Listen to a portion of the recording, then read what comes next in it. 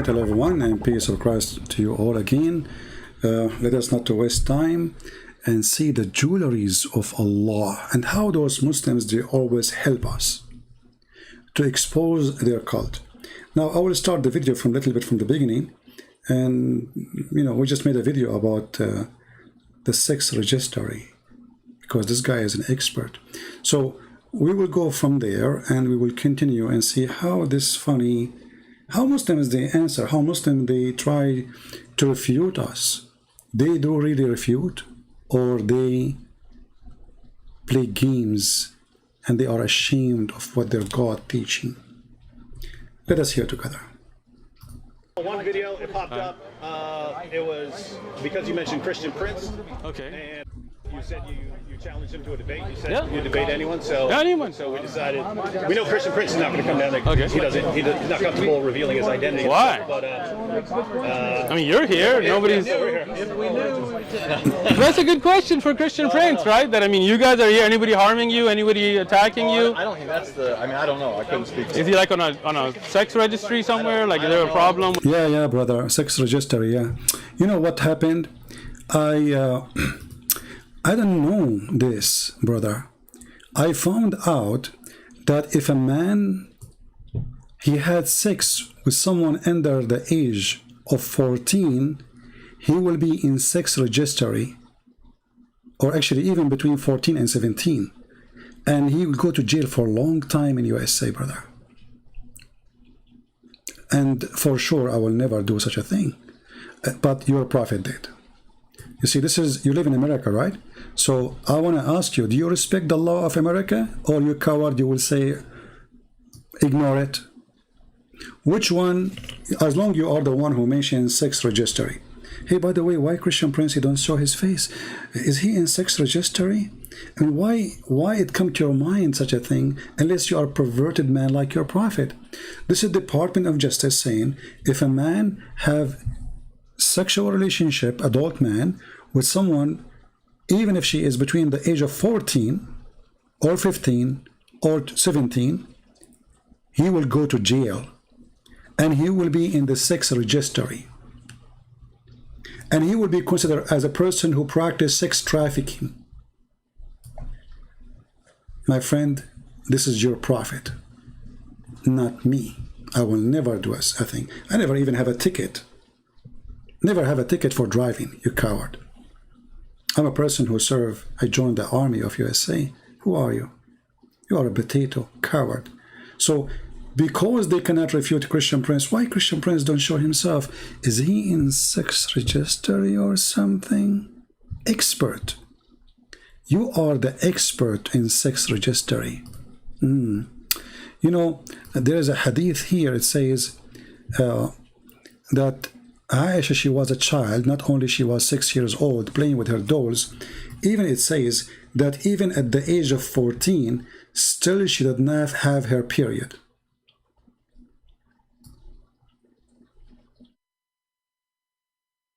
So my friend, according to Department of Justice, your prophet will be arrested in the airport immediately, for he is a sex offender and he is a child molester, and he is practicing sex trafficking, and he is doing child abuse.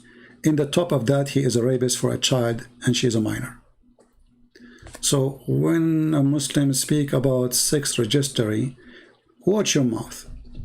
It is your prophet, the best man of Islam, is the one in the sex registry, not us.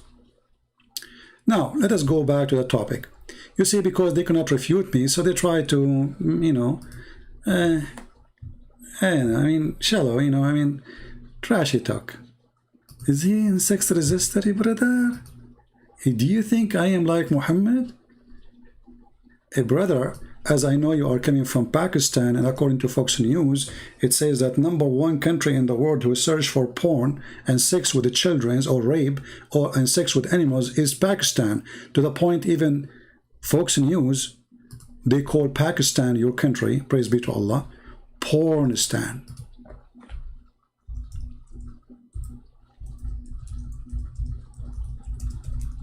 And I don't like to say things without proofs.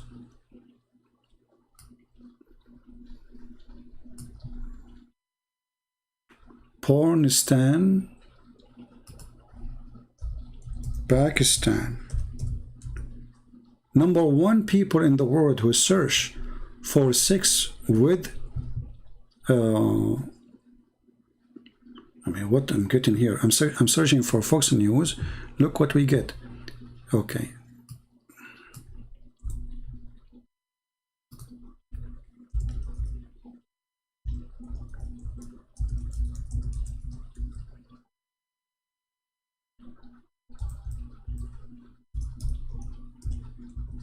And that explains why you are speaking in such a manner. Here we go. This is Fox News, my friend. It's not me. And Fox News, they get it from Google. And you know, Google, they hate Christianity, my friend. You know that, right? So, #1 nation for sex search, call it Pornistan. And what they search for? I mean, you can read the article yourself. Sex with the children, rape, sex with animals, sex with donkey. I don't know what to say. I'm really, I don't know. I'm really worried about you. #1 search in Pornistan is sex, camel sex, rape video, child sex video. This is your country. So as you see in America, we have a law. If someone like Muhammad, he arrived to the airport, we put him in sex registry and he will be arrested, and whatever he move, we send a letter to anyone in the neighborhood says, Muhammad Rasulullah, he is a sex offender, he's a child molester, he is a neighborhood. Watch your children's. And if he rape a child, he will stay in jail forever. And mostly actually he will not get out, because even the criminals, they will not let him live. So this is the situation of your prophet, the prophet who have sex with children. So why are you trying to insult me, my friend? Shame on you. Now the Muslims, all of them, they will be upset from you, because if you did not speak in such a way, I will not be mentioning this. But sadly, you force me. The prophet, he married me at the age of 6. I mean, this is, and you will say to us that Aisha, she was a woman at that age. And actually there's a story says that Aisha, she raped the prophet was naive, he was 54 years old. Aisha, she asked him to go to the dark room, and she told him, if you take off your pant, I will give you candies. And the prophet, he is so decent, he do not know what's going on. So he took off his pant, and then she told him, okay, now if you show me something between your legs, I will give you more baklava. The prophet, he said, okay, I will show you. Then Aisha, she jumped on him and she did what she did. And all of us, we knew the rest of the story. And not to forget that Allah, he made Muhammad see her in his dream. I was wondering what he was seeing. Someone, she is 6 years old. Allah told him in the dream that you have to marry Aisha.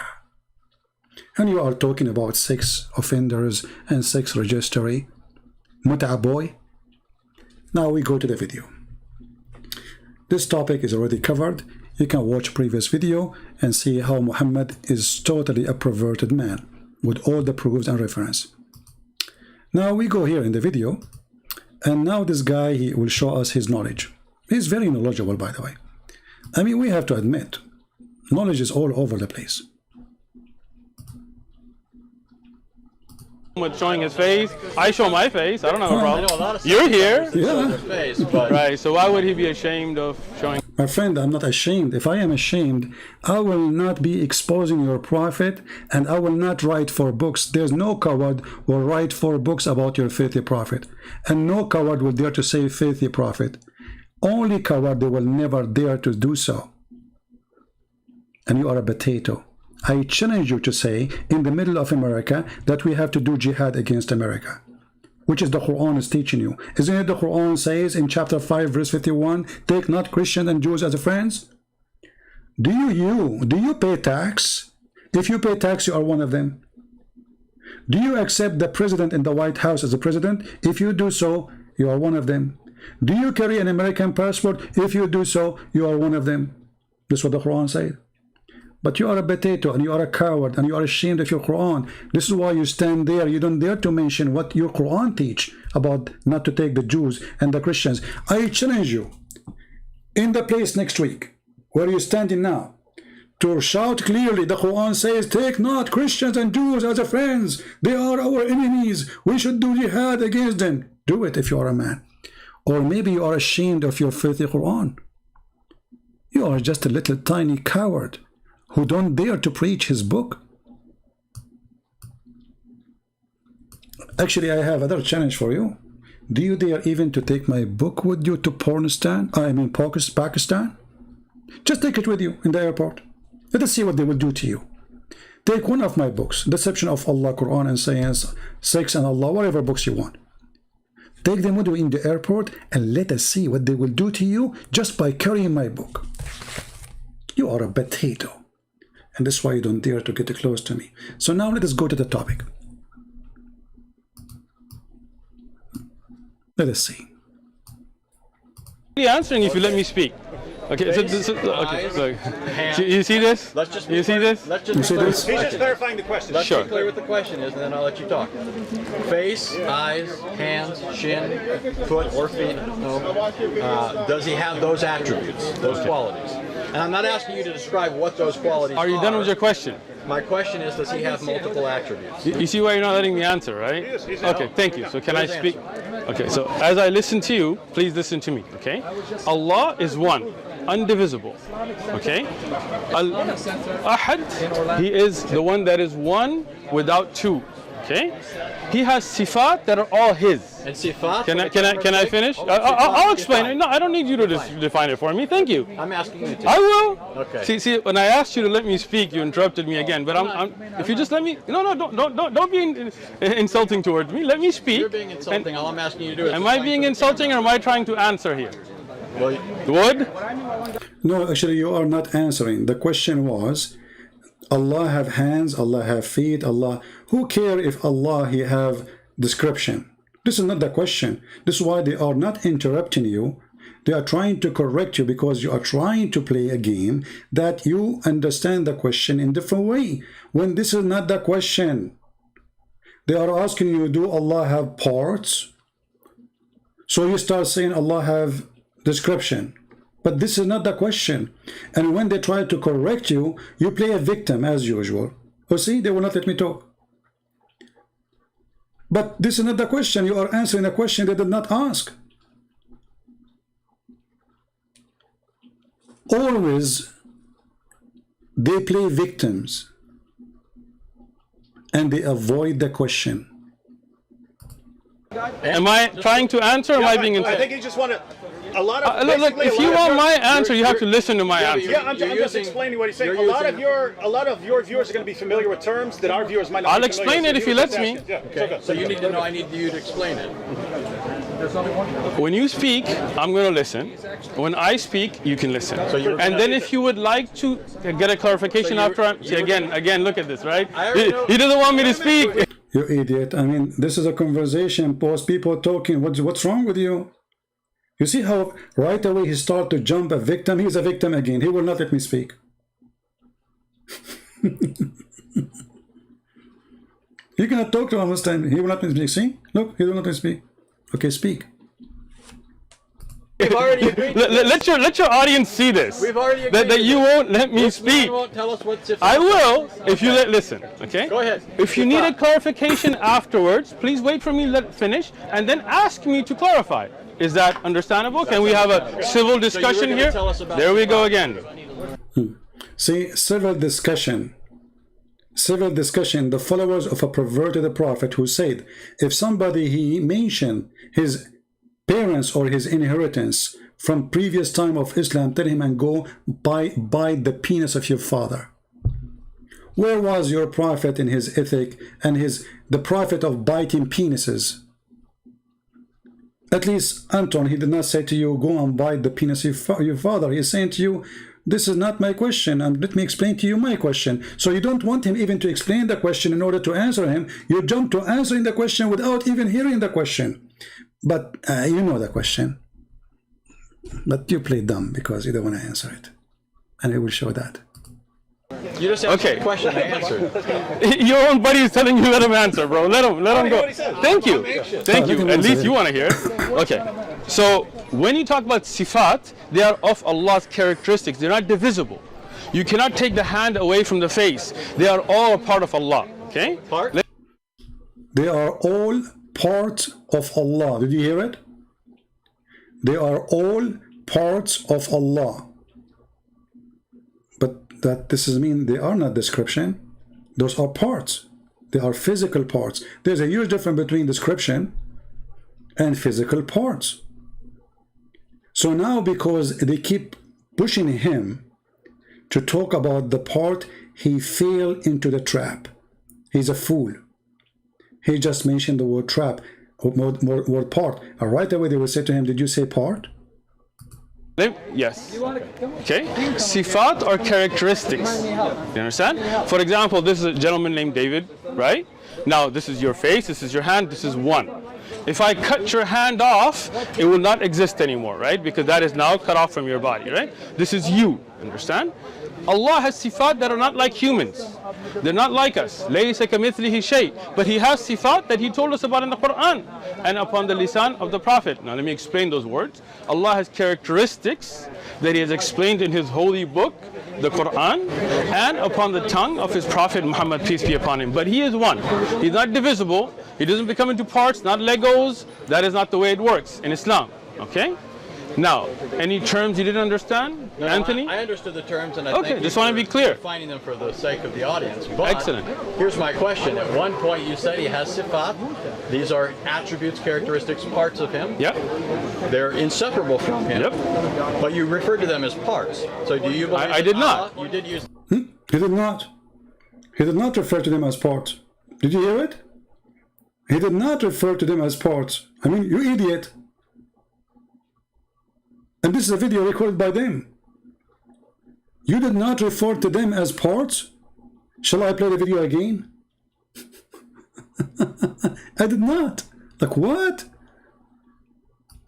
You did not. Of the Prophet. Now let me explain those words. Allah has characteristics that He has explained in His holy book, the Quran. At least you want to hear it. Okay. So when you talk about sifat, they are of Allah's characteristics. They're not divisible. You cannot take the hand away from the face. They are all a part of Allah. Okay? Part? After a few seconds, he will say, I did not say part. I mean, it did not take him, did not even take him like the second day. I mean, this guy is the same as Muhammad. He say Quran in the morning, he forget it afternoon. He's worse. You just said that. Yes. Okay. Sifat are characteristics. You understand? For example, this is a gentleman named David, right? Now, this is your face, this is your hand, this is one. If I cut your hand off, it will not exist anymore, right? Because that is now cut off from your body, right? This is you, understand? Allah has sifat that are not like humans. They're not like us. لَيْسَ كَمِثْلِهِ شَيْءٍ. But He has sifat that He told us about in the Quran. How he have a description, nothing like anyone, and then you say Allah have a hand. The second you say a hand, Allah is using words we use for us, for our hand. So it is Allah who is making Himself look like us, not us making ourselves look like Allah. When Allah He says He have a face, that means Allah have a back. When Allah He says He have a foot, that means Allah He walk. Because this is what foot does. When Allah He says He have 5 fingers, and then you say, there's nothing like Allah. Who care, my friend? Nothing like me too, and nothing like you. According to science, every single one of us is an individual, but doesn't make us gods. If nothing like me doesn't make me God.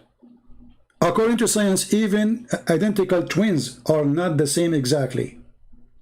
Even every flicker of snow, there's none is the same as other one. You see how much snow we have? Not a single one is the same as other one. Does that mean snow is God? So stop saying nothing like Allah. We got that one. But they cannot explain to us how Allah have a body parts. And now he will deny that he said parts. and upon the lisan of the Prophet. Now let me explain those words. Allah has characteristics that He has explained in His holy book, the Quran, and upon the tongue of His Prophet Muhammad, peace be upon him. But He is one. He's not divisible. He doesn't become into parts, not Legos. That is not the way it works in Islam. Okay? Now, any terms you didn't understand? Okay, Allah is one. So how the Quran says, Allah He say in the Quran, if we like to have a partner as a wife or to have a son, we will take it from us. I challenge this Abdul, who he claimed he can answer, and by the way, he never answered anything. This coward, he avoided me totally. He made a video saying he want to challenge me to debate me because the Muslim keep harassing him, saying, hey, can you stop this guy? He is making a lot of Muslims leave Islam. So look at this.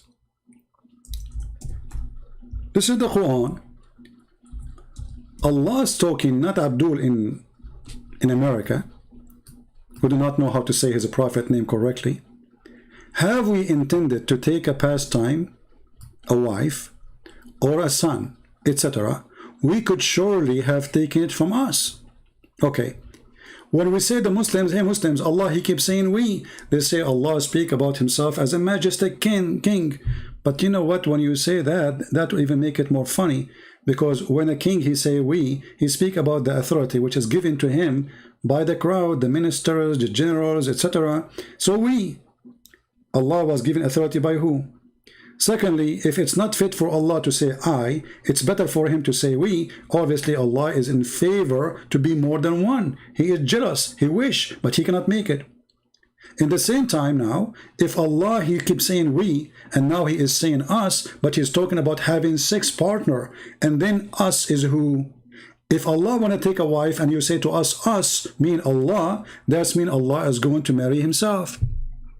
And then He is going to do boom boom with Himself, and then He will deliver a baby. Because the verse is so clear. It's talking about taking lahu. Lahu in the Arabic language mean a woman.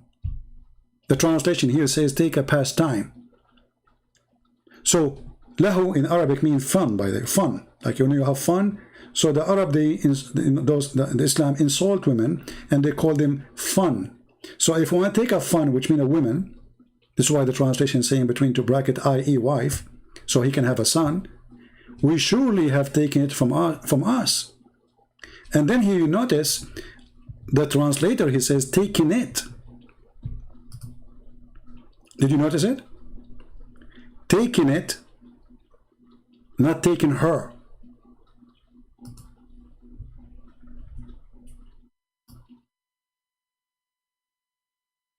So what is the object which Allah is going to take as a wife, which is part of Him? Because remember, He just said that Allah is one. And Allah is going to have sex with it, which is from us. Are you listening, Muslims? So when this Abdul tried to explain something, he himself, he is so scared to go in details, otherwise the Muslim themselves, they will jump all over him. This is a very sensitive topic, and the biggest scholars of Islam, they avoid it. And this is why this guy, he is in the limbo, like he don't know what to say.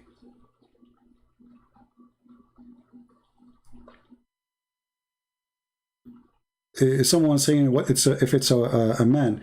No, it cannot be a man, because here the word the pastime translated is the word lahu, which is a woman. And here we ask a question, is Allah is a male or female? Obviously Allah is a male by gender too. The Quran keeps saying it is He, and now Allah is speaking about taking a woman as a partner. Do you see it? So when those Muslims, they try to prevent us from making a question clear, they are trying to prevent themselves from making a mistake. Because the more you make it clear, the more it's going to be embarrassing. We go back to the video so we can laugh more.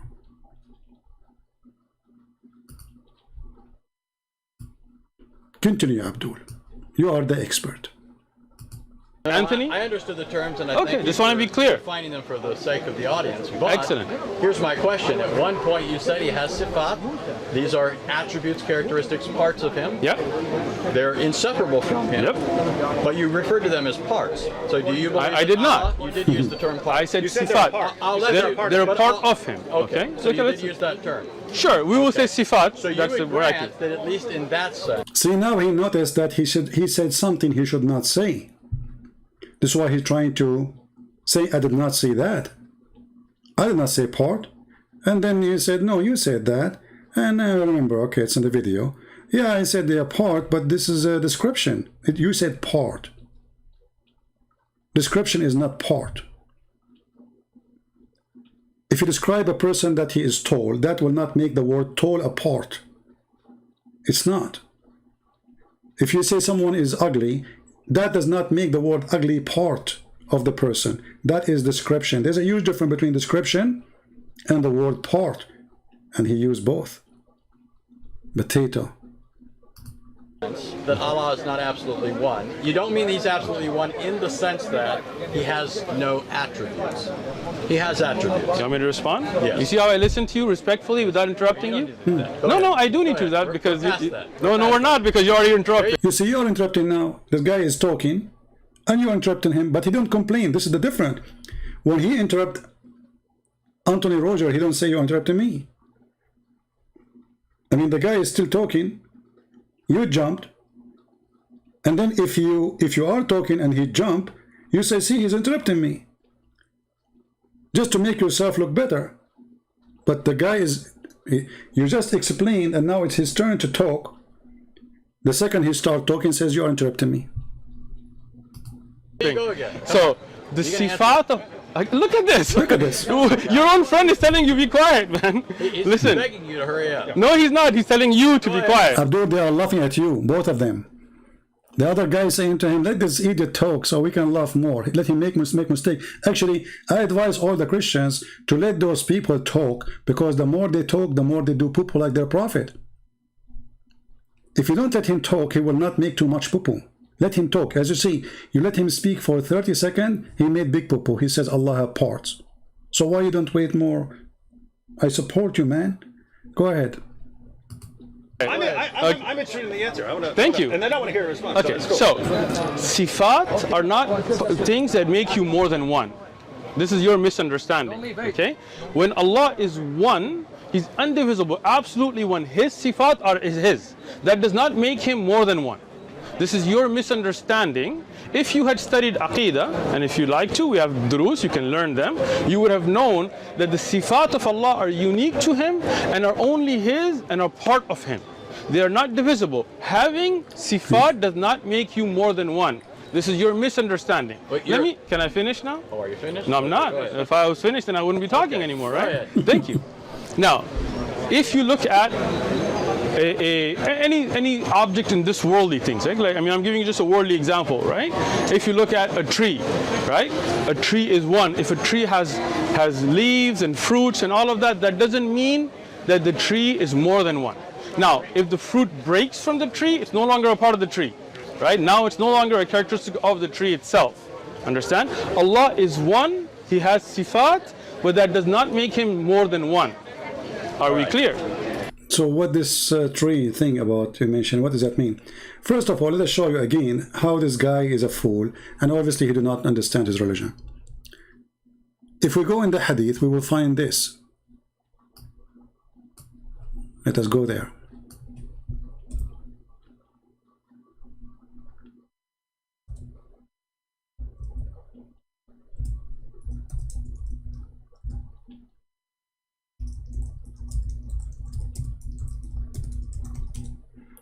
Allah will come in the judgment day in a shape other than the one which the Muslim they saw first time. And remember carefully here, this is not in description other than, it is in a shape. Let us, okay. And this hadith is very sahih, this is very authentic. So Allah will come in the shape, and that shape, let us go. This is, as you see, Sahih al-Bukhari.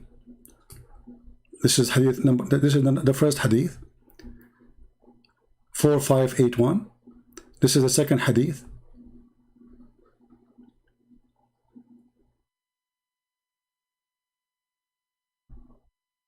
6573. And this is the third hadith, and we stop here. This is Sahih al-Bukhari, very authentic, very correct. So he cannot play the game of weak and strong, as usual. Here it says that Allah will come in a shape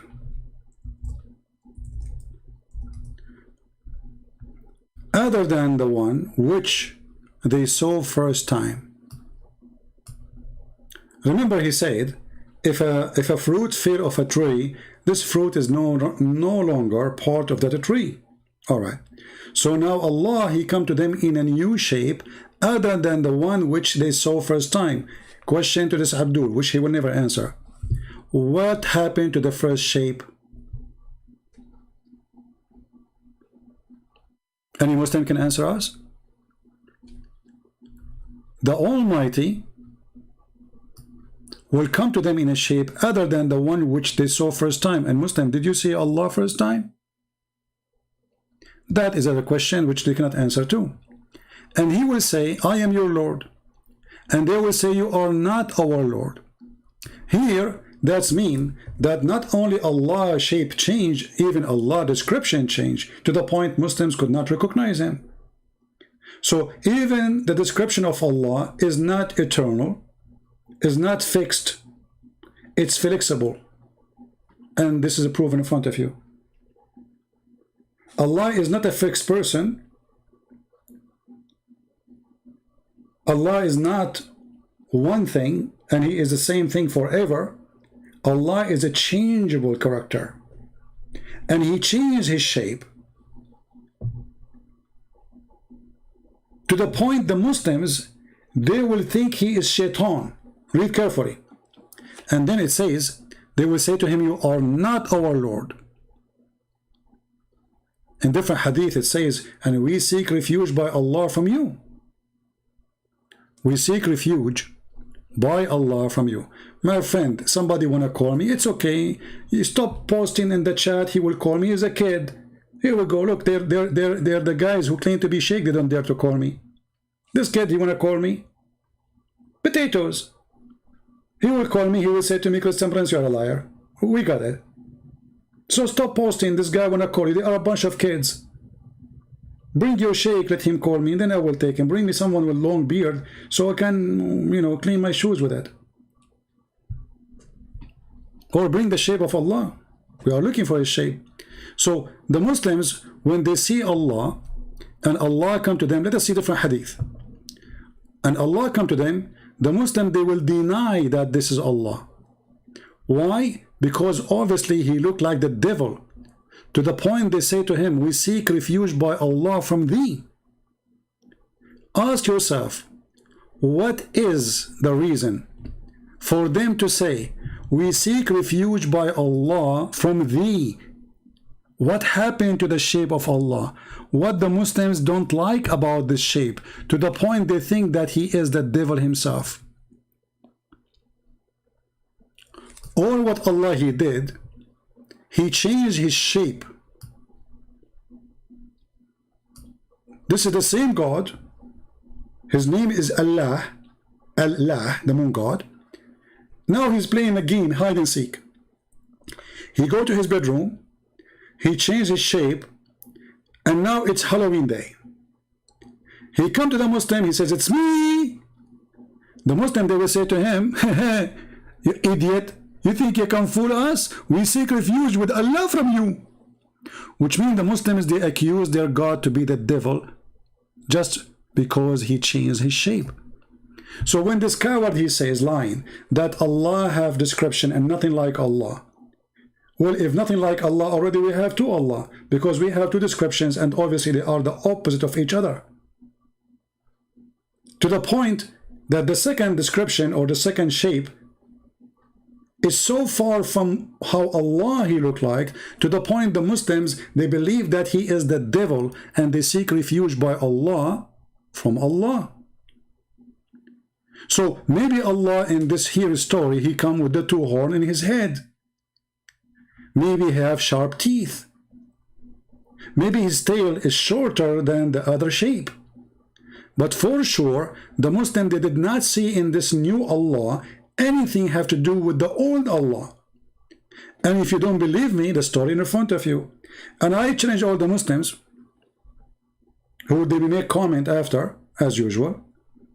And I know what the comment, Jesus is not God and there's no Trinity. We got it, we got it. They changed the topic in the speed of light. Abdul, this is not the topic. If Jesus is not God, okay? I'm going to post an article for you from Islam that webcam for porn. Abdul, this is not the topic. The topic is when the Muslim they seek refuge from Allah to Allah. Which Allah of them is the true Allah, and what happened to the original Allah? And how Muslims, they could not recognize their God just because he changed his shape.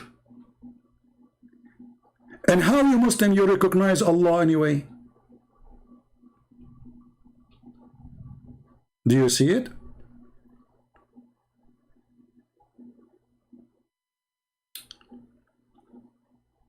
So those potatoes, when they claim that they have answer and they want to describe for you that Allah is one, they always fail. The Quran says if Allah want to take a partner, he is going to F himself.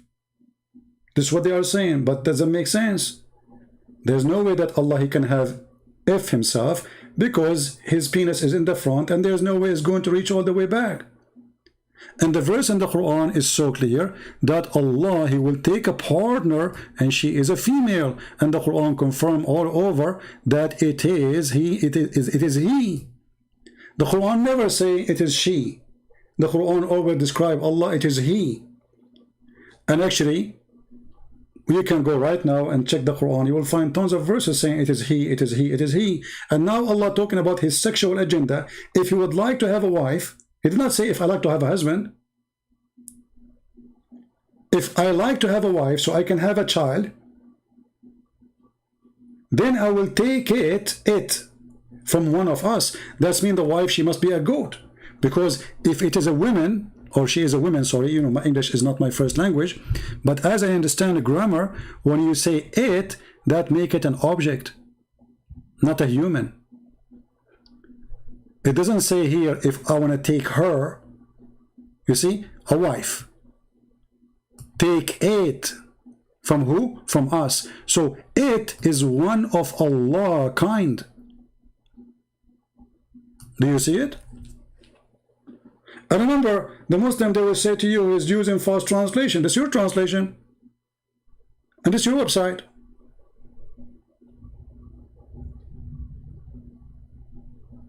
Anything is embarrassing, they will go behind the curve and they will say we did not hear it, we did not see it, and then they will say to you it's weak, this is Quran. And the hadith we showed you about Allah changing his shape, this is Sahih al-Bukhari, and this hadith reported many times, which not only means it's authentic, it is mutawatir to the top level, repeatedly mentioned by Muhammadan. So when this guy he says there's nothing like Allah we love, because here we go, Allah, which Allah? First Allah or second Allah?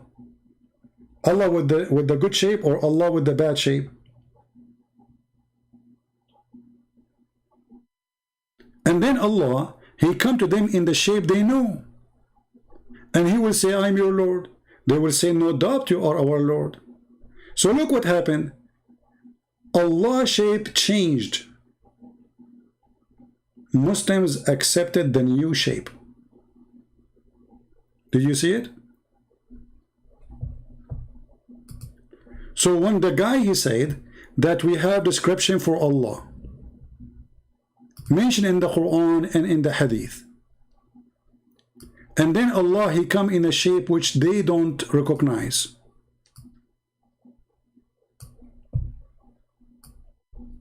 What is the description of that Allah who you cannot recognize? And what happened to that description? And what happened to the body parts of that Allah, which Muslim they when they saw? Remember, this hadith here is about we will see Allah. They will see him physically.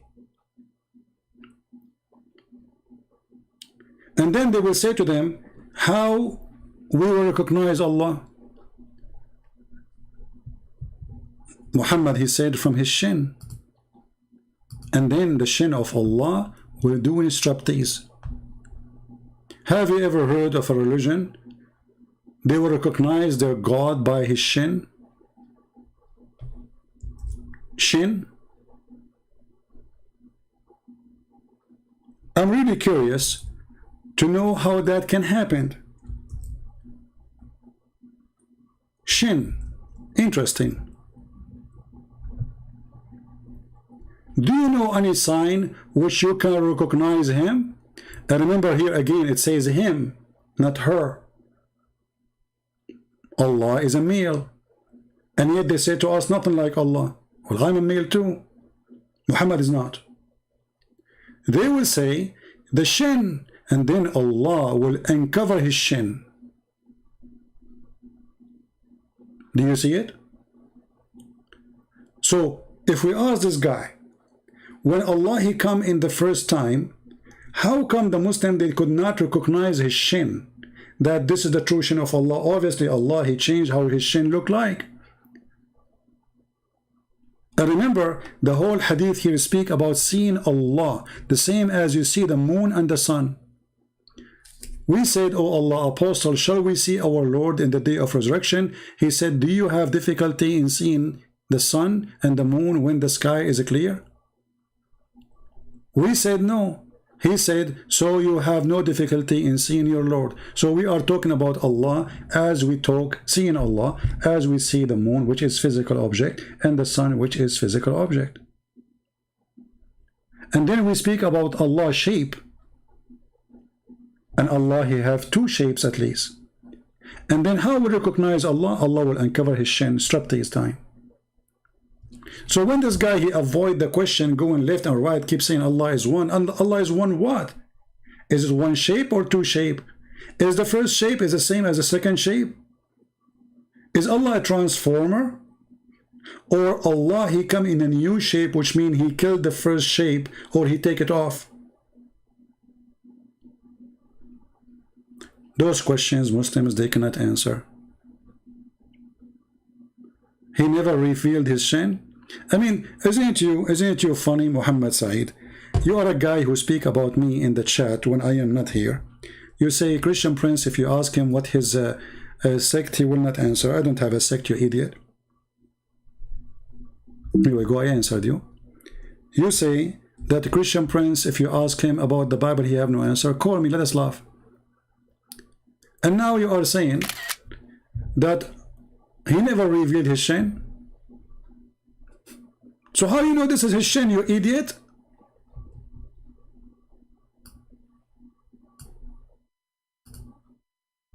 What if this is the shin of a belly dancer? How you will know that this is the shin of Allah? How we recognize Allah? From his shin. But Allah never revealed his shin, so how you know this is his shin? I mean, even their answers is very weird.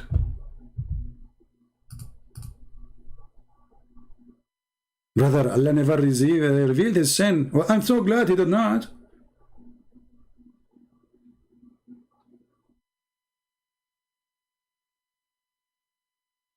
This shape is a metaphor. What metaphor? He changed his shape, and they say to him, get lost, you are not Allah. What metaphor? And they are talking about seeing Allah, literally, physically. Let us go back to the video. So, what he's trying to say that Allah is one, nothing like Allah, those are stories we heard before. They are repeating each other. He is repeating somehow Zakir. But then Fitr, Allah, he described himself in the Quran. Allah, he said he have hands. Allah, he have a faith. But is the faith of Allah like your faith, brother? No, brother. How Allah look like? I don't know. Allah alam. What kind of religion this religion is? So when you talk about Allah have description, and the second we asked you, okay, give a description of Allah, you say I don't know. So how Allah have a description? How the face of Allah look like? You don't know. How the shin of Allah look like? You don't know. How the hands of Allah look like? You don't know. So where is the description? Isn't it funny you say Allah have description, but you could not describe him? This is why I say stupidity is amazing. Brother, the Quran told us the description of Allah. Okay, give me the description of Allah. Allah is great. You stupid. This is not description. Allah is holy. Abdul is holy. This is what you claim. Describe your Allah. Describe him. Allah is a physical being. He have hands. He have a foot. He have a shin. Describe him for us. He have a foot. Describe the foot. I cannot do that. So you have no description of Allah. What you have is the name of the body parts, and those are not description. For there's billions of creatures have foot and leg and hand. If there is somebody is wanted, do you say to them he have a hand? They will laugh at you. They will say everybody have a hand, you idiot. So that cannot be description. If I say to you describe Allah, you say is one. Well, every individual is one anyway. I am one too. And I am not 4 or 5. But where is the description of Allah still?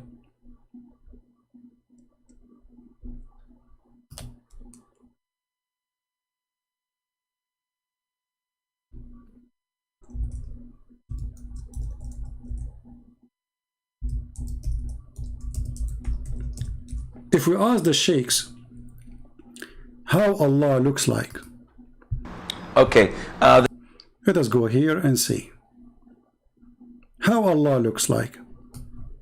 Then you will see here people who have more knowledge, they go straight to the answer. But every one of them still is scared to give us a full answer. your best knowledge from the Quran. Don't devote 5 minutes a day, 10 minutes a day to the Quran. No, devote more, an hour and a half to recite the Quran and to learn what it says at the same time. Now, in the Quran, Surah Al-Rahman, Allah Azza wa Jal says, وَيَبْقَى وَجْهُ رَبِّكَ ذُو الْجَلَالِ وَالْإِكْرَامِ. Everything will be perished except Allah Azza wa Jal. And here Allah Azza wa Jal is referring to himself by saying that his face will remain, which means Allah Azza wa Jal subhanahu wa ta'ala will not perish. He is the first without a beginning, and he is the last without an ending. Azza wa Jal. He's the creator of the all, what you see and what you do not see. And he's not created, and he does not die, and he does not have an ending, subhanahu wa ta'ala. So Allah described in the Quran that he has a face. Allah described in the Quran that he has 2 hands. When he addressed Iblis, Satan, and he told him, what prevented you from prostrating to what I have created with my 2 hands? So this is what Allah described himself. Allah says in Surah Al-Qalam that on the day of judgment, Allah Azza wa Jal would uplift and show his leg. وَيُكْشَفُ عَنْ سَاقٍ وَيُدْعَوْنَ إِلَى السُّجُودِ. And they are called to prostrate, and everyone prostrates except the hypocrites. All the believers would prostrate, and the hypocrites will try to prostrate, and their back goes one. Okay, so the shin worshippers, people, the Muslim, they will bow down to the shin of Allah. So what is the description of Allah? Those are his body parts. This is why when you talk to a Muslim and you let him talk, he will speak forever. You have to interrupt him to force him to answer the question. Otherwise, they will never answer a question. All what we heard until now have nothing to do with Allah's description, how Allah look like. All what we learned that Allah have hands, have a shin, have a face, have 5 fingers. Okay, and he sit in a chair, he have a butt. What is that? Still, we do not know who is this one you are talking about. Because there's billions of creatures have such a look.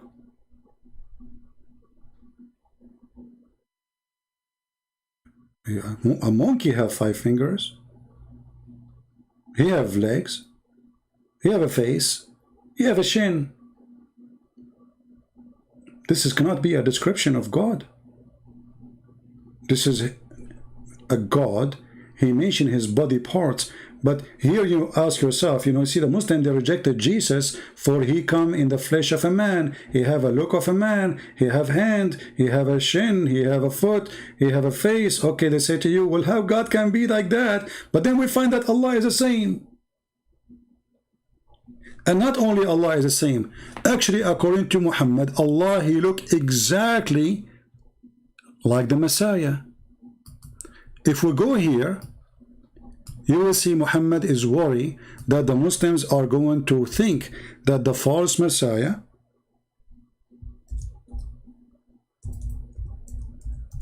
they will think that the false Messiah is the true Allah.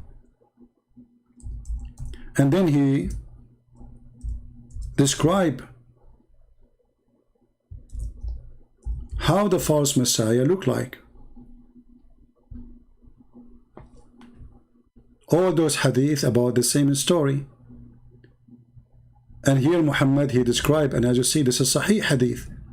Muhammad, he said to them, I have told you so much about the Dajjal that I am afraid that you may not understand that the Dajjal, not Antichrist, the Dajjal is the false Messiah.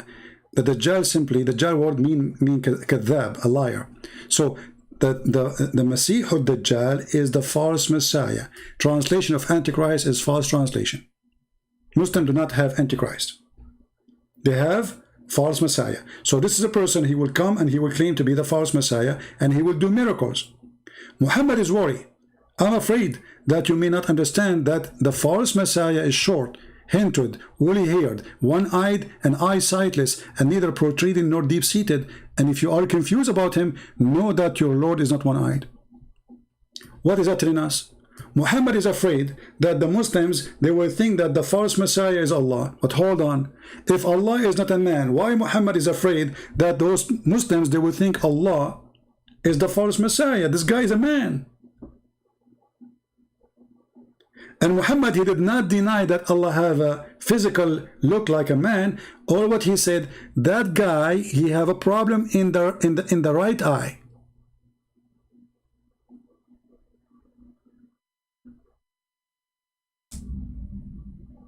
This is the only difference between Allah and the false Messiah. The rest is the same. So when those liars, they say to us nothing like Allah, look, this is your prophet, and is that a weak hadith? No. Bingo. So what is the only difference between the false Messiah and Allah? Look, one eye. The rest is the same. Are you going to say to me, I am fabricating the meaning? It's in front of you.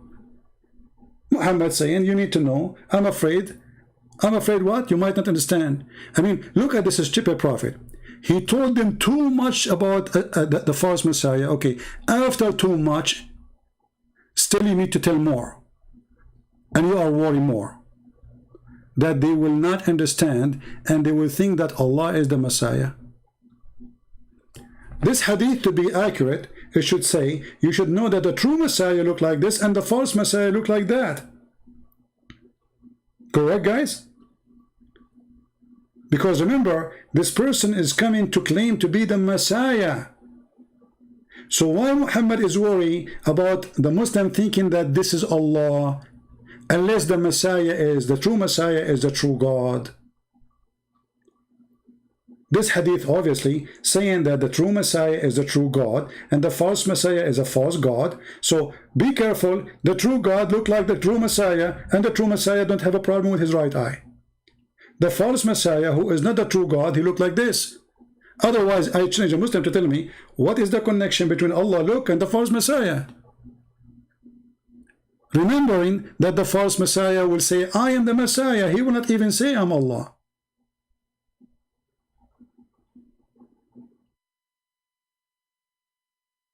So when those guys, they try to avoid the question and they say to you, they can explain it, we laugh. Let us go back to the video so we can laugh more.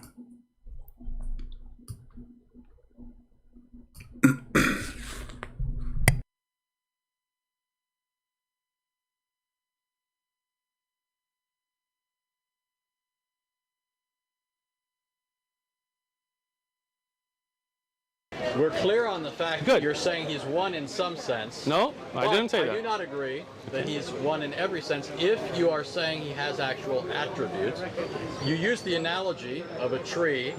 A tree is composite. It has parts. It has branches. It has leaves. I grant that if something's cut off of the tree, it's no longer part of the tree. Excellent. But the tree is made up of parts. If that's what you mean by saying Allah is one, then you are saying that your God, who is one, in the sense that he's only one being, is a composite of parts. So he's not absolutely one. Can I finish? There is diversity in unity in your deity. Is that true? No. Can I explain it now? Go ahead. All right.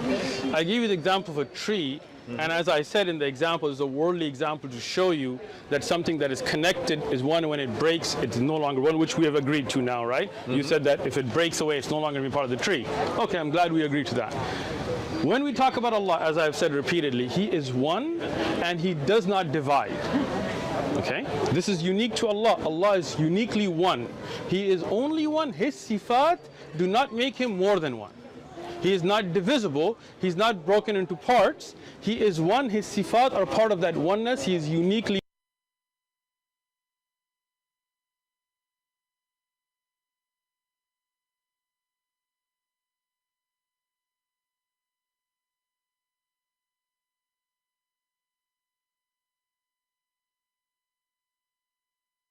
one. Right. See, I like David. David got yeah. All you're saying, though, is that he is a composite being that cannot be divided. The sifat cannot be separated from him. I'm granting that. You're still saying he's a composite being. Okay. There's no objection here yet. I'm just saying. Could I do just you offer grant that? clarification? Sure. Yeah, because You grant that. Yeah, what I'm hearing. So, if you, as you pointed out, a tree is one tree. Okay. A tree is one tree, but you could say the tree is one in the essence of being a tree or something like that. Okay. But it's more than one in cells or leaves or something like that. So it's a kind of unity and plurality or something like that. So I think all Anthony is saying is Allah like that, in that he's one in essence or nature or something like that, but more than one in attribute or And I'm not objecting something to like that. I understand. I'm not objecting. I'm just clarifying. I'm going to That's where we listen are. first. Yeah. So that's not an objection. So it's not like you need to think. I'm just I don't listening. think you'd be. I don't think you'd be dishonest. So that's not what I'm suggesting here. But that, I don't think that you need to think, okay, what is he after here? Like he's going after this. I'm not going after that. I don't think a lot of Muslims know that. And I think that's accurate. I think that Muslims believe in one being, but they do ascribe to him certain attributes, qualities, characteristics, all hearing, right, all seeing, those sorts of things. But that technically is not belief as you'd find in pagan philosophers in a monad, which is something that's devoid of any kind of attributes. It's an absolute unity. Okay. So, first thing, I just wanted to understand what you're saying. If you're saying Allah has sifat, then no doubt we agree. And I have taught Aqidah, you can look at the lessons, it talks about it, right? Allah is all hearing, all seeing. But I think what the miscommunication we're having, and maybe we just kind of go past this, is thinking if somebody's... I want to stop here about Allah is all hearing, all seeing. Since when? Isn't it your God, he come every third part of the night so he can hear who is praying? And he come physically? Remember, he said Allah is all hearing, Allah is all seeing. But if Allah is all hearing and Allah is all seeing, here that means Muhammad is a liar. Read with me what Muhammad he said, and this is Sahih Muslim. Our Lord the Blessed, the Exalted, descend every night to the lowest heaven when 1/3 of the later part of the night left. And he says, who is supplicating me so that I may answer him? And who is asking me that I may give him? And who is ask forgiveness so I may forgive him? If Allah is all hearing, as this Abdul was trying to fraud an answer, to fabricate an answer, then why Allah, the poor Allah, have to come every third part of the night asking the same question? Who is asking me? Who is praying for him? Who is praying for me? Who is asking me for forgiveness? If Allah is all hearing, Allah, he can hear whatever his location is. Allah, he leave his throne or his chair, which is carried by 8 goats, which additional proof that he is physical. And even many books says that the goats or the angels could not carry Allah because he's so heavy. So Allah, he helped them when they carry him, which is very funny. I mean, is that the chair is so heavy or Allah? So Allah, he come down every 3rd part of the night. Is that because he is all hearing or because he have no good reception? Any Muslim? What is the reason? Okay, Sam, just please wait, my friend, because we need to finish getting busted. I will take you later. Forgive me, please. If Allah is all hearing, you guys, I am all hearing. And then you talk to me and say, huh? What are you saying? Huh? Okay, you are too far. Let me go down. And then I go down to the heaven number 6. And I say, like, what? What you're saying? Okay, hold on. I'm going to heaven number 5. And then, hello? What? You know what? I'm too far still. Let me go down one more. So Allah, he keep going one more, until he is in the lowest heaven. And the purpose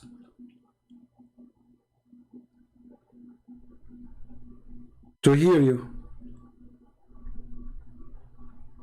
Guys, did I lose my connection?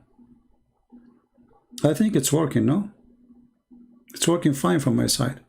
So this is an answer for the lies when they say that Allah is all hearing, Allah is all seeing. For obviously Allah, he don't hear, and Allah, he do not know, and Allah, he don't see. And if I'm wrong, refute your prophet. And remember, this is Sahih Hadith. Don't play the game of weak and the weak argument of weak Hadith, which means we Muslims, we fabricate stories about the prophet and we say what he did not say, which means we Muslims are not trustworthy, which means we Muslims are not decent, which means we Muslims, we write stories about the prophet which is not true, which means we Muslims cannot be the people who can give you an answer about Islam because we fabricate stories. This is what they meant when they say a hadith is weak. They are saying to you that we Muslims are not trustworthy because those who wrote the hadith are Muslims, those who collected are Muslims, those who reported are Muslims, and those who taught it are Muslims. And yet they come to us and says this is not true story. And it was true always for centuries. But today it's embarrassing. The internet is making revolution. So when this kid, he says Allah is all hearing, well, I say to you, if Allah is all hearing, he will not change his location. And not to forget to mention that as you see here, Allah, he go inside his creation. Allah go where? Inside his creation. So how Allah, nothing like him, and he is so big, and the throne of Allah is in the size of the earth and the heaven, and then Allah is going inside his heaven. That means Allah shrink.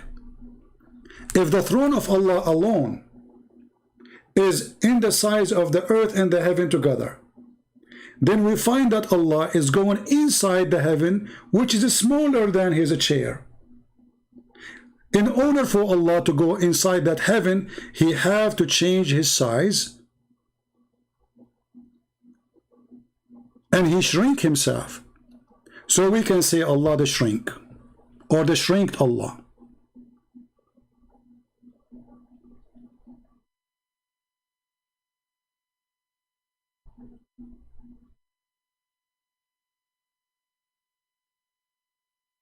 That is the truth.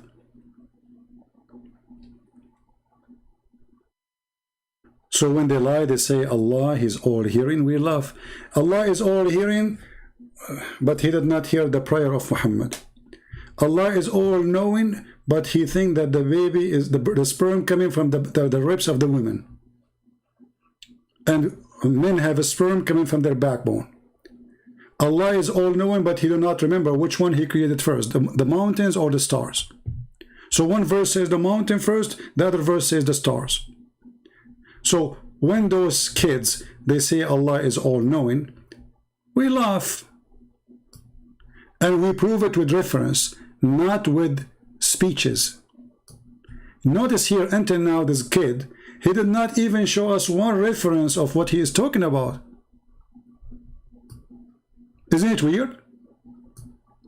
All of this is just a talk. He said, she said, I say, listen to me, let me answer you. But he did not quote one single proof and statement of what he said. Yet we are the one who is shown in the screen, not one, not two, not a three. Every few seconds he says something, we get him busted with reference, not with a speech. Continue, Abdul. It's all hearing and all seeing and all knowing that can somehow make them components that could be taken apart or not a whole as one. I don't think having the ability to hear everything and see everything makes Allah, where Allah is not wholly one. Okay, so, but anyway. So let me, go ahead. Can I ask? So, but you would say that his hearing is not his seeing. Yes. Right. So these are distinct attributes. So we are talking of one Allah. Right. So Allah's And one, but he has these attributes. And these attributes don't leave him. Okay. Now that's where I'd like to go after that. Okay. So I mean, you asked me about Islamic Aqidah, right? In Islamic Aqidah, Allah, His attributes are His. He can. Can I finish? Yeah. Man, you are. You drank a lot of coffee this morning or something, man? No. Yesterday we were talking to Hebrew Israelites and it turned into a... My friend, Allah attribute is His. Look at the genius. Allah attribute is His. So, you just said Allah attributes. So I have a news for you, Anthony Roger. Allah attribute is His. What the heck is that? What kind of conversation this conversation is? My attribute is mine too. That's why it says mine attribute. Stupidity is amazing. A shouting match. I'll tell you what. His aggression's a little amped up. So hold on, Anthony. You're not talking to Hebrew Israelites.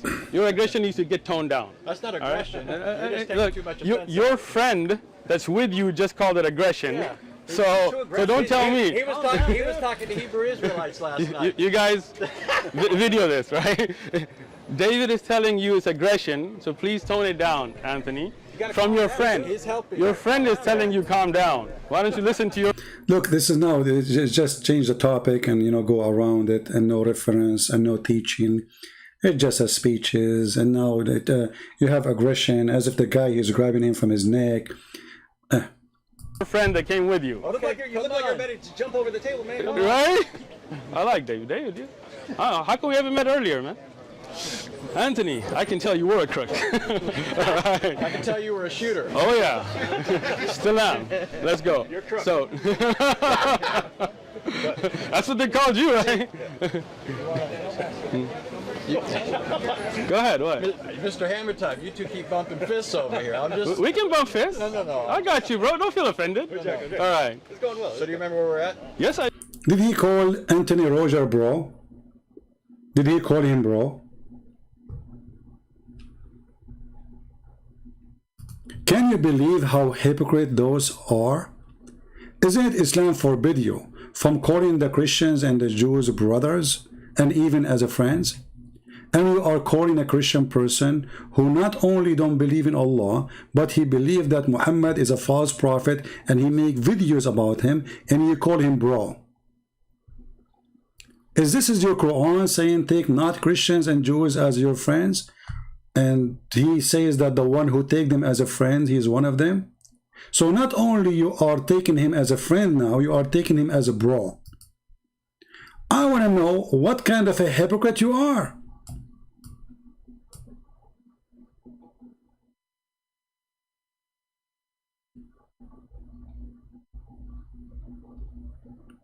I mean, I don't know how to answer you, man. I mean, every few seconds you say something, you make poo-poo.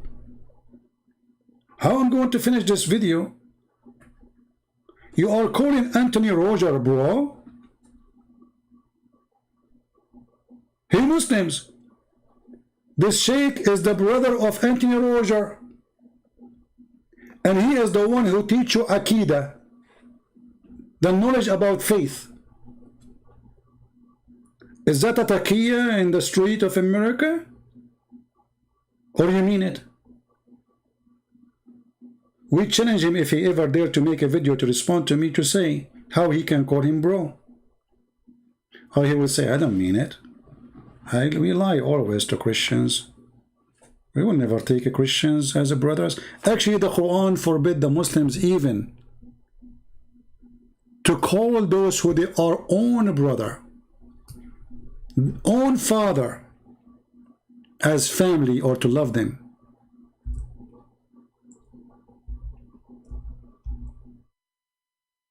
The Quran says you will not find one, just one, in chapter 58, verse number 22, from those who love Allah or those who believe in Allah.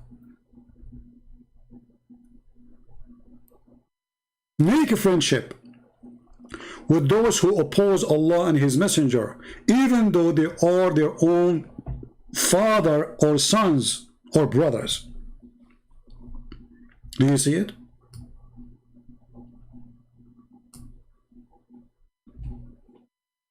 So which Quran this person he practice?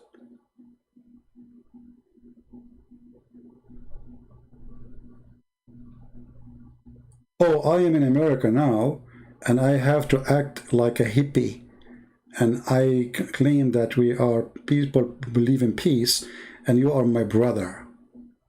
But as you see, this is totally against the Quran. So how somebody is defending the Quran, he don't want to follow the Quran, and he called Anthony Roger, who made tons of videos against Islam, bro.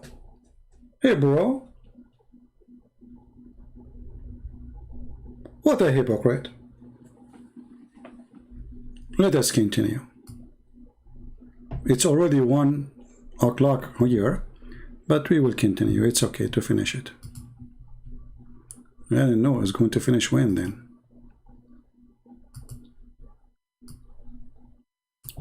Okay, continue. Bro. Bro. Okay. You guys video this, right? David is telling you it's aggression, so please tone it down, Anthony. From your friend.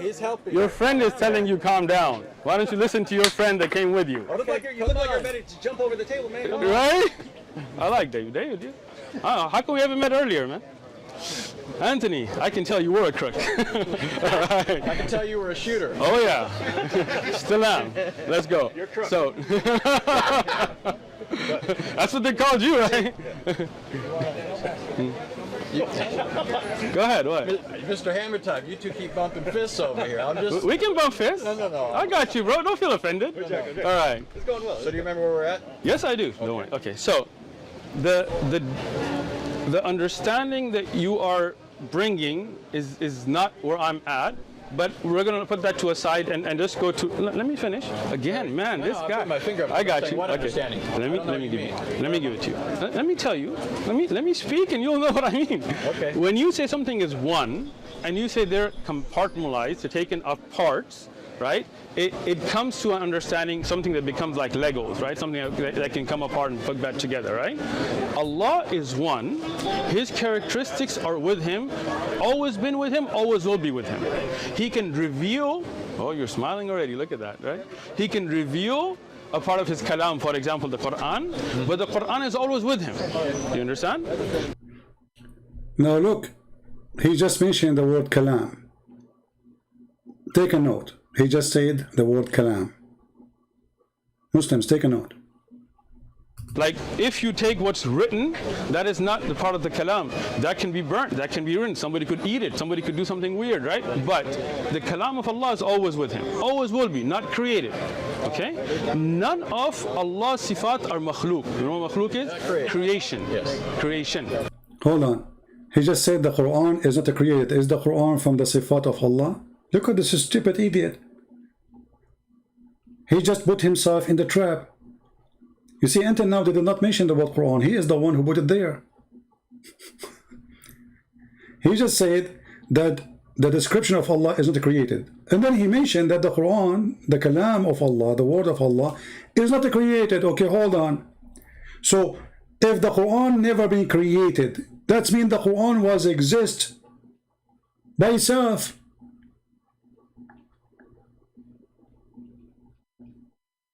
And if the Quran is holy, and Allah is holy, now we have two holy.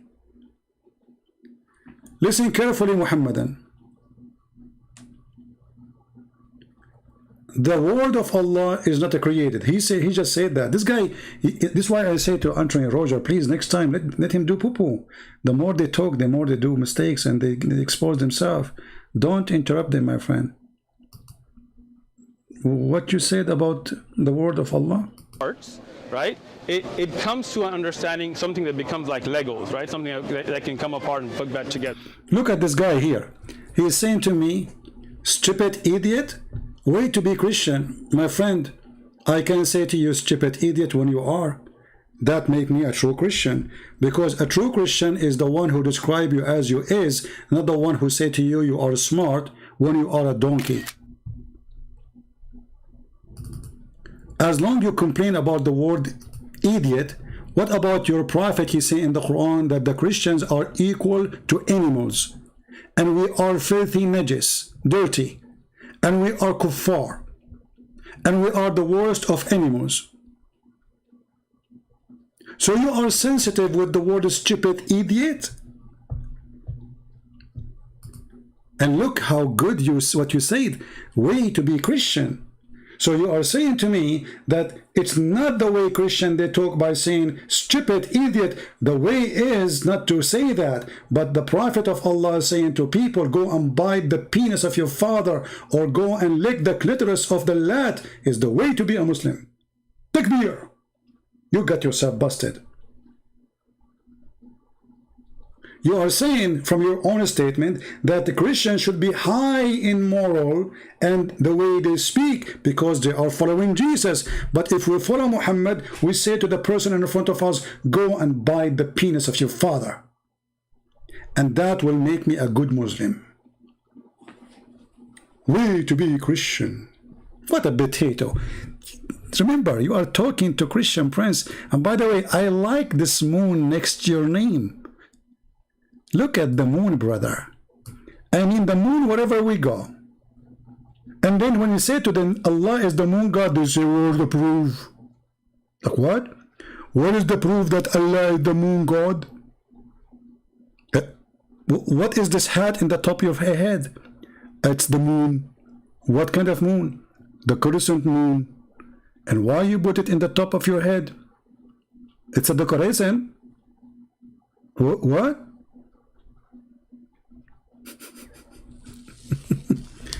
And this is what I mean when I say stupidity is amazing. They get offended so easy, brother. They are very sensitive. But calling the Hindus, infidels, the Christians, the Jews, filthy, kuffar, najis, it's okay. But say it's stupid, idiot, they get so upset. Disgusting you are. Continue, Abdul. Right? Allah is one. His characteristics are with him, always been with him, always will be with him. He can reveal, oh, you're smiling already, look at that, right? He can reveal a part of his kalam, for example, the Quran, but the Quran is always with him. You understand? Like, if you take what's written, that is not the part of the kalam.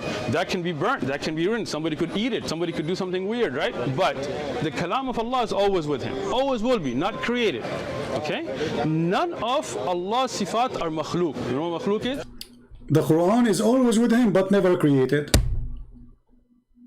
So Allah and the Quran are friends.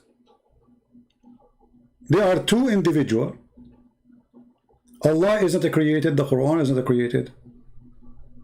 The Quran was always with Allah. But that means that Allah was always with the Quran. And they are equal. Because you just said that the source of the Quran is not from Allah, for it is not Allah who created the word.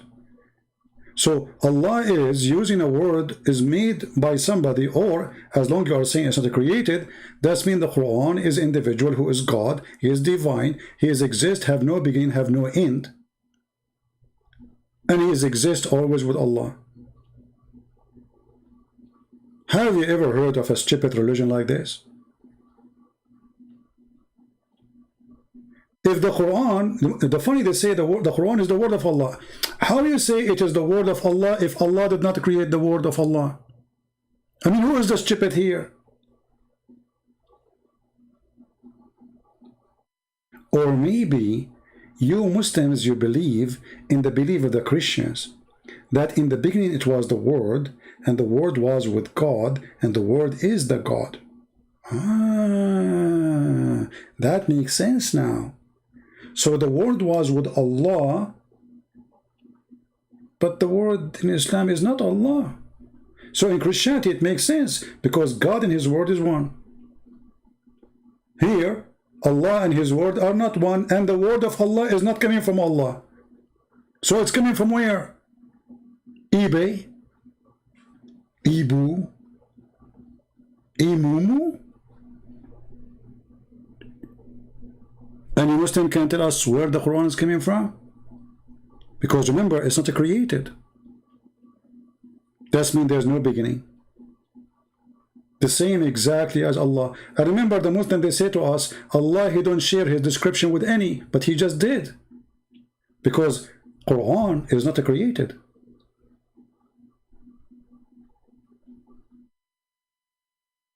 And Allah is not created supposedly. So now we have two uncreated living thing. Continue, Abdul.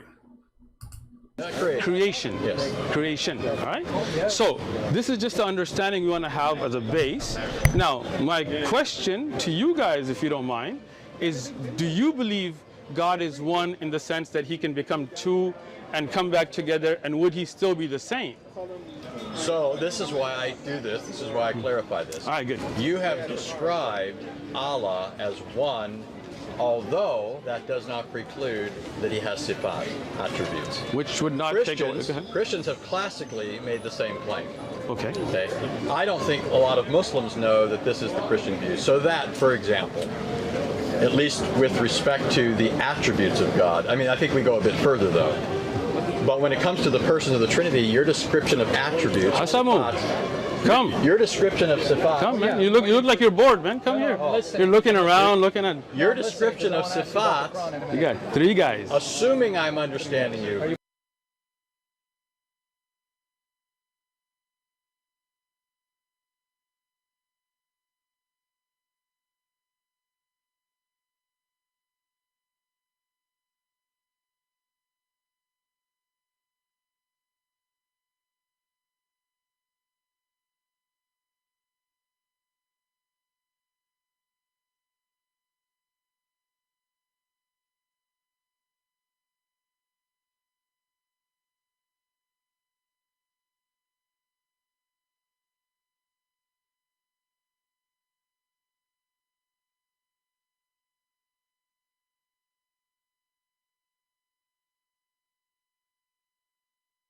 Correctly, and I'm granting there's a possibility there's a. I'm sorry, what?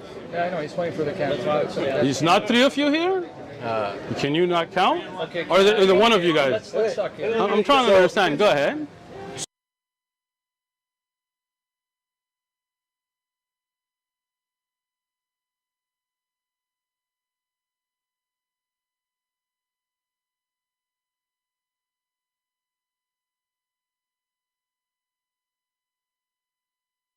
So when Christians speak of God as triune, okay, we don't think of the persons as divisible. Okay. There's a hypostatic distinction. Now, if you're familiar with Islamic kalam, you know that when Muslims classically have spoken of Allah's attributes, they've referred to them as hypostasis. They've given them hypostatic status.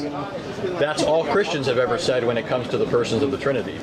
So that for Christians, the persons of the Trinity are not divisible. We don't believe in multiple gods. We're not polytheists. Okay. We believe that all persons of the Trinity co-inhere in the one divine essence, just like you would say that multiple attributes co-inhere in one being.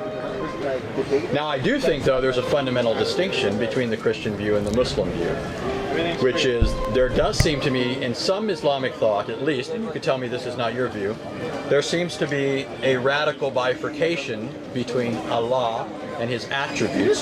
So, for example, I'll just give you an example, and you can tell me what you think of that. Some Muslims I talk to will tell me that Allah Himself cannot be present in His creation, but His attributes can. The attribute of seeing, for example. So that's just. Let me. Do you want me to answer you? Yes. See how that's where we're at, and that's where. Do you see how I respectfully, even though I had a lot to say, I just stayed quiet and listened to you? Did you see that? Yeah, we're past that. Come on. We're not because. Okay. So, first thing, you're delving in kalam to me is useless, right? Because I don't believe in ilm al-kalam. Okay. But I'm saying I thought that was your view, and you could correct me if that's not your view. I do not believe in ilm al-kalam, so obviously that's not my view. But I'm just using kalam in the sense of theology, like a key. Do you know what kalam is? Yeah. What is kalam? Well, it's philosophy, but no, it's not. But that's falsafa. Well, but it's. So you don't know what it's kalam the same is. idea. Let me show you that how he is a certified idiot. Guys, he is saying he don't believe in ilm al-kalam. Now, Anthony, he don't speak Arabic. He is not an Arab. You know, it's not a secret. But now this guy, he want to show them, he changed the topic to make it about Arabic, and you do not know. This is like what Mimi Hijab, he said to David Wood. I know this is coming. You don't know Arabic, and you don't know Hebrew. And Elijah Amin is God with us. So he just said to him, do you know what ilm al-kalam, which means the science of kalam? We will talk about this. Anthony Roger, who is not a Muslim, he says philosophy. The guy, he said, no, it's not, you do not know. If I search in 2 seconds in YouTube, I will find you how the Muslims, they agree that it is nothing but philosophy, and this guy is a certified donkey. Let me search. I mean, how in the world this guy, even he called himself a sheikh. Here we go. We just found a video. And this is a sheikh, not like you. This is a very well-known sheikh in Saudi Arabia. His name is Salim al-Tawil. They ask him, what about al-kalam, ilm al-kalam? What he said. علم الكلام اللي حكم فيه البخاري بأن يجلد الذي يشتغل بعلم الكلام ويترك ايش الكتاب والسنة. علم الكلام مقدمات فلسفية. Did you hear it? Even in Arabic he says falsafa, falsafiyya. Did you hear it? He said it's nothing but philosophy. When Anthony Roger, he said to him it's philosophy, he laughed at him. He says, no, it's not. You do not know. You don't know. You don't know. So this guy is the one who knows. When the truth is that Anthony Roger was right and you are a certified idiot. They love to show off, but they don't love to share the truth. Let us hear it again, saying to Anthony Roger that the science of kalam, which is speeches, which is philosophy, is not philosophy. You are wrong. One being. Now, I do think, though, there's a fundamental distinction between the Christian view and the Muslim view, which is there does seem to me, in some Islamic thought at least, and you could tell me this is not your view, there seems to be a radical bifurcation between Allah and His attributes. So, for example, I'll just give you an example, and you can tell me what you think of that. Some Muslims I talk to will tell me that Allah Himself cannot be present in His creation, but His attributes can. The attribute of seeing, for example. So that's just. Let me. Do you want me to answer you? Yes. See how that's where we're at, and that's where. Do you see how I respectfully, even though I had a lot to say, I just stayed quiet and It's listened very to you? respectful. Did you see that? Yeah, we're past that. Come on. We're not because. Okay. So, first thing, you're delving in kalam to me is useless, right? Because I don't believe in ilm al-kalam. Okay. But I'm saying I thought that was your view, and you could correct me if that's not your view. I do not believe in ilm al-kalam, so obviously that's not my view. But I'm just using kalam in the sense of theology, like a key. Do you know what kalam is? Yeah. What is kalam? Well, it's philosophy, but. No, it's not. But that's falsafa. Well, but it's. So you don't know what kalam it's the is. same idea. It is not. Okay. Well, go ahead. What is kalam? Go ahead. Listen, Anthony, what is kalam? Because you brought it up, but obviously you don't understand. In fact, it is you who brought it up, you idiot. It's not him who mentioned the kalam, it is you. And now he will stuck with this topic to avoid talking about the real topic. Suddenly the topic is, what is the science of talk? What is this? Well, the guy is not a sheikh, you are the sheikh. And what does this have to do with the topic, if Allah is one or many? And he said it's not philosophy, when every sheikh in the world, he agree that ilm al-kalam is nothing but philosophy and logic. Now, if we ask him, can you give us a definition? He will not. You see, until now, this guy, he's making speeches. He never quote a verse. He never quote a hadith. He never quote a statement. He never quote a scholar. It's just two people standing, and there's a table between them. Every one of them is giving his thought. I see there's something wrong in this conversation. From the side of the Christian and the side of the Muslims. Why the Christian don't get him busted right away and says, your prophet says this? And instead of says, talking like nothing. I mean, just we are talking. Why the Muslim, he don't get the Christian busted too and say, hey, let me quote for you what the prophet said? This guy, he have no answer. And he's afraid to quote his prophet because it's going to be used against him. For his prophet is in our side, not in their side. That's why I say in any debate I will have with a Muslim, I will win. Why? Because Muhammad is with me. He is not with them. Muhammad is against Islam. Muhammad, he will get them busted. Muhammad will humiliate them. Muhammad, he will make fun of them. Muhammad, he will make a drop big poo-poo in the top of their head if they mention his name. This is why this guy, he's saying nothing about Muhammad. And yet supposedly this tent is about Allah and Muhammad. And when he described Allah, he mentioned one statement, that one only statement from the Quran says, Allah is nothing like him. That's it. All this conversation, nothing like Allah. This is the only proof you have? I remember this statement is given by Muhammad about his God, which is, there's no guarantee that even Muhammad, he have a God. And this is a statement taken from the Old Testament where it says nothing like the Lord. So even this statement is not yours. So now, are we going to come to any conclusion in such a funny argument, which is there is no argument in the argument? Listen. And do you know what al-kalam? Anthony Rogers says philosophy. The guy, he says no. And he laughed at him.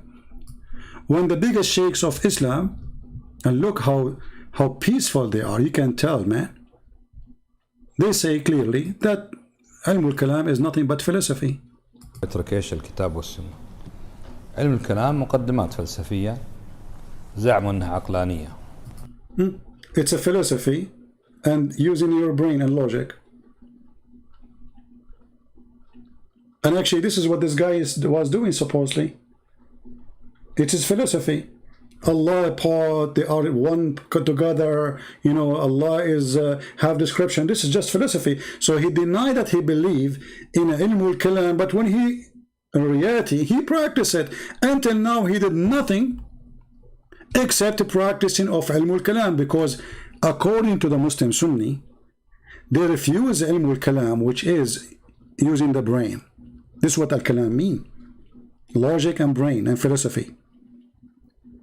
And they take only the evidence, which is the Quran and the Hadith.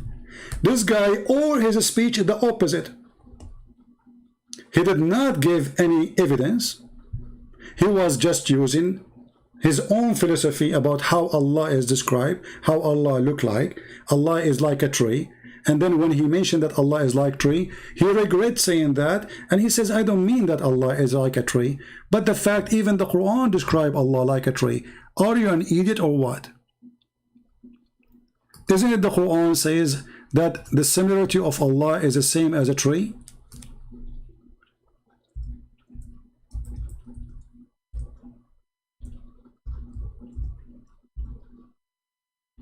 What's wrong with those people?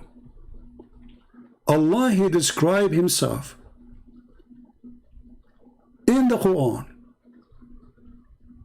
that he is the same as a tree, and he is even lighting himself like a candle from an olive oil tree. And remember, there's nothing like Allah.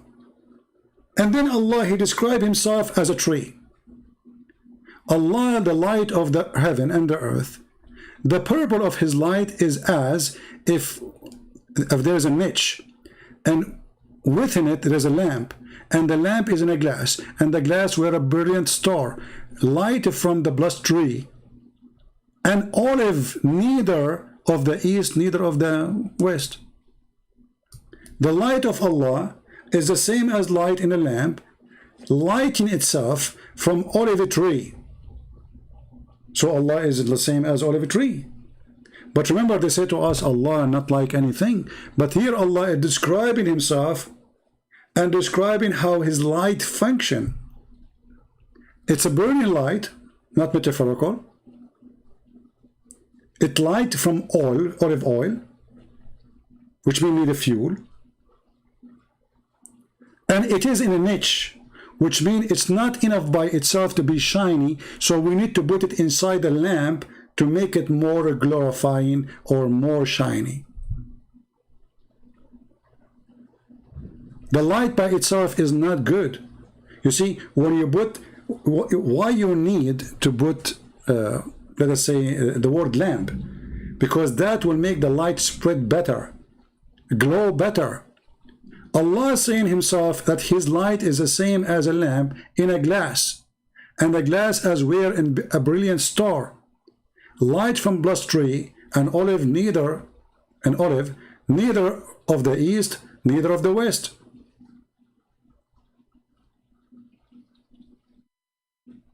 But nothing like Allah. But yet Allah is the same as a light lighting from olive tree. So this is why we laugh when I was laughing really when he says, let me give you an example as a tree. Even Allah is not like a tree, but no, Allah is like a tree, and Allah, he chose to be the same as a tree in the Quran. And you are an ignorant. When you say, this is just an example. So if we go now to the video again, and I don't know when I'm going to finish this video, because each time this guy he talk, we laugh and we have to make a comment. Understand what kalam is? What is kalam? I'm just using it in the sense of people. I understand you're using it. Of Islamic Aqidah and coming to certain conclusions. I know that your methodology would be Quran and Sunnah. That's how you derived your Aqidah. Anthony, you brought up kalam. I'm just asking you what is. Here we go. He's stuck now. I'm asking you what is kalam. That's it. He is the genius who knows what kalam. He got his chance now to school this guy, the American, who do not know what kalam. And we got you busted. He was right and you were wrong.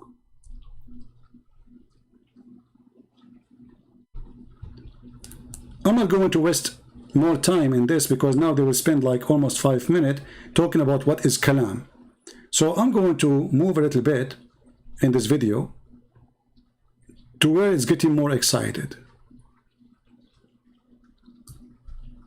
Let us see.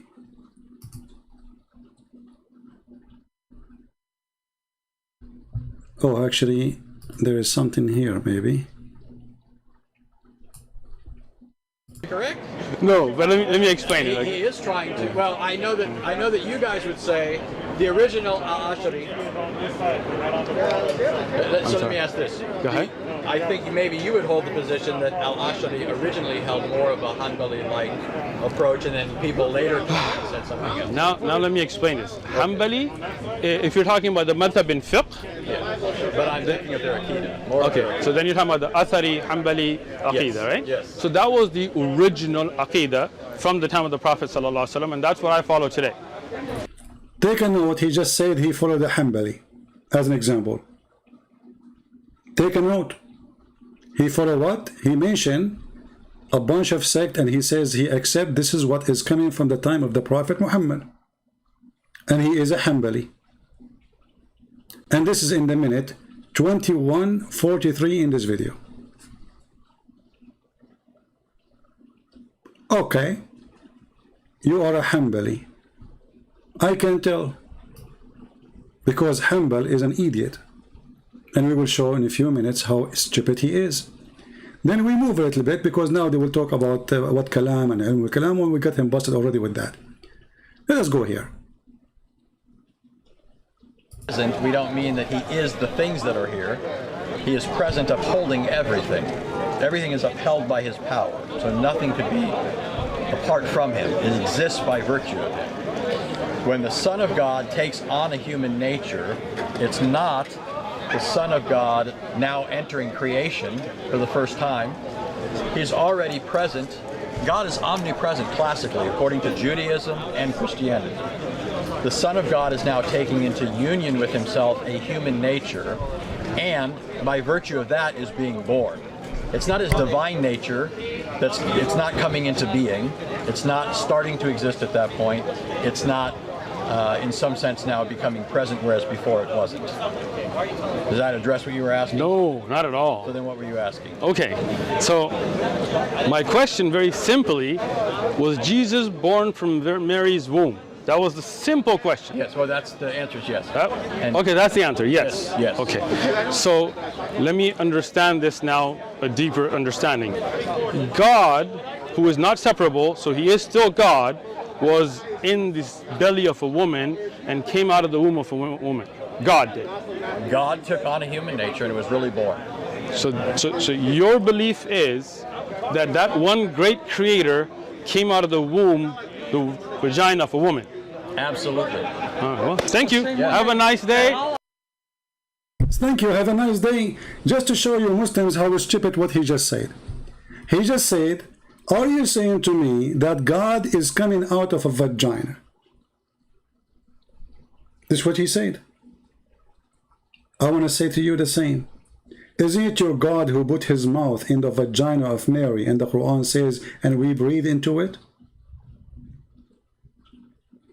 If coming out of the vagina will be an insult to God, that means God is not holy, for anything can make him dirty.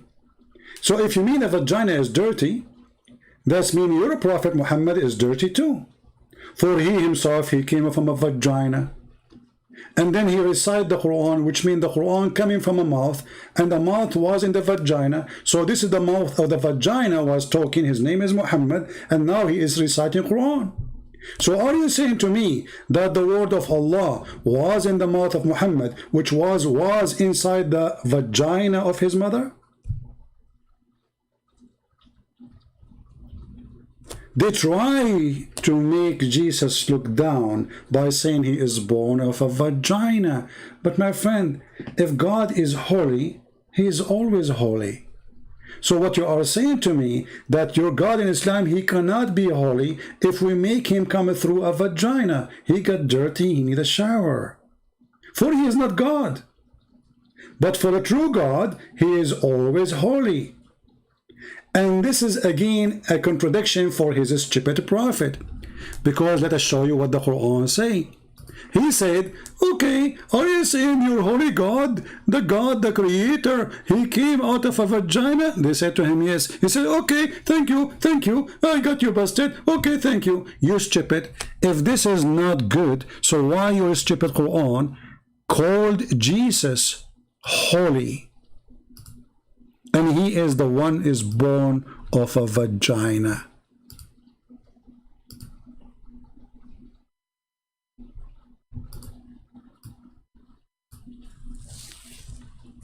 Are you saying that holiness can come out of a vagina, Abdul?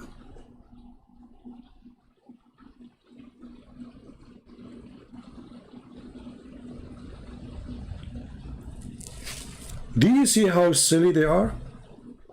But their question is a great example for the Christians to show you how they try to run away from a clear answer. And actually here we can go to a different topic. Is God is always holy or not? What he just said is against his religion, not against us. For God is always holy, doesn't matter what he is. You see, the light of the sun, and this is the sun created by God. When the light of the sun touched the water which is dirty, full of bacteria, Or let us give a better example. Muhammad is taking a shower with dead dogs.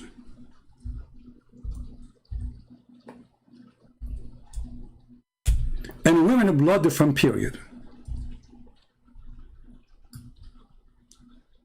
And stinky garbage, as the hadith, as you see, it says in the front of us.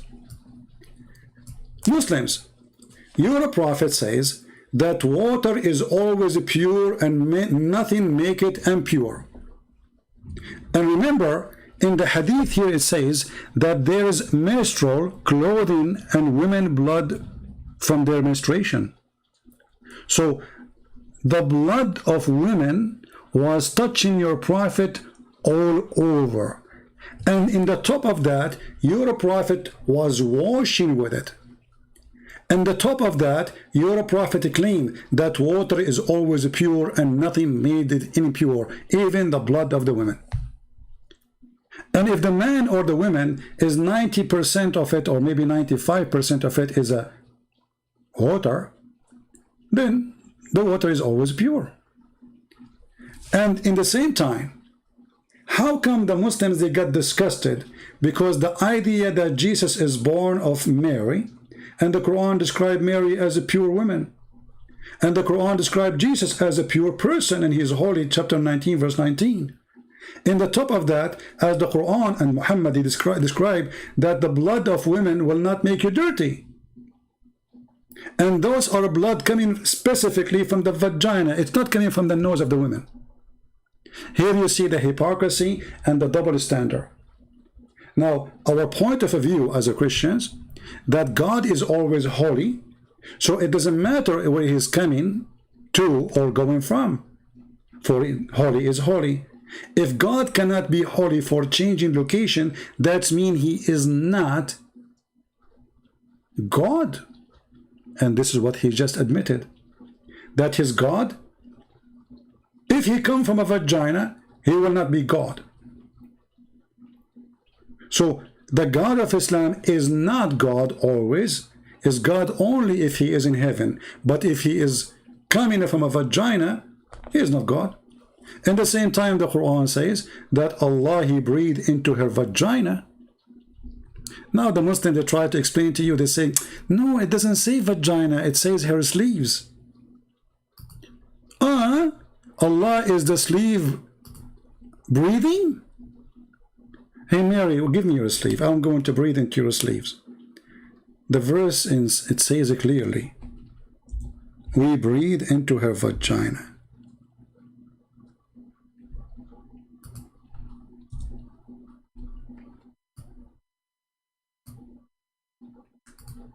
And the word there is vagina. And in the translation, look what they do. It says breathe into her body.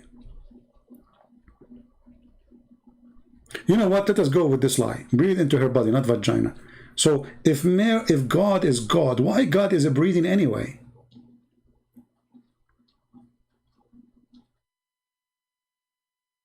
Any Muslim?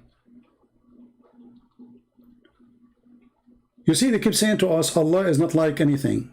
Okay, we got that. Allah is not like a human, he is not a man, so he don't do what man do. But here we see that Allah, he breathed like every person who he breathed, and now Allah, he breathed into the body of Mary, and then that's mean that Allah, he put his mouth somewhere in her body and he breathed. So is Allah touching something not holy, and that will make him unholy? And the verse says it clearly, her vagina. Change the translator, you will see how the translation changed. It's a miraculous.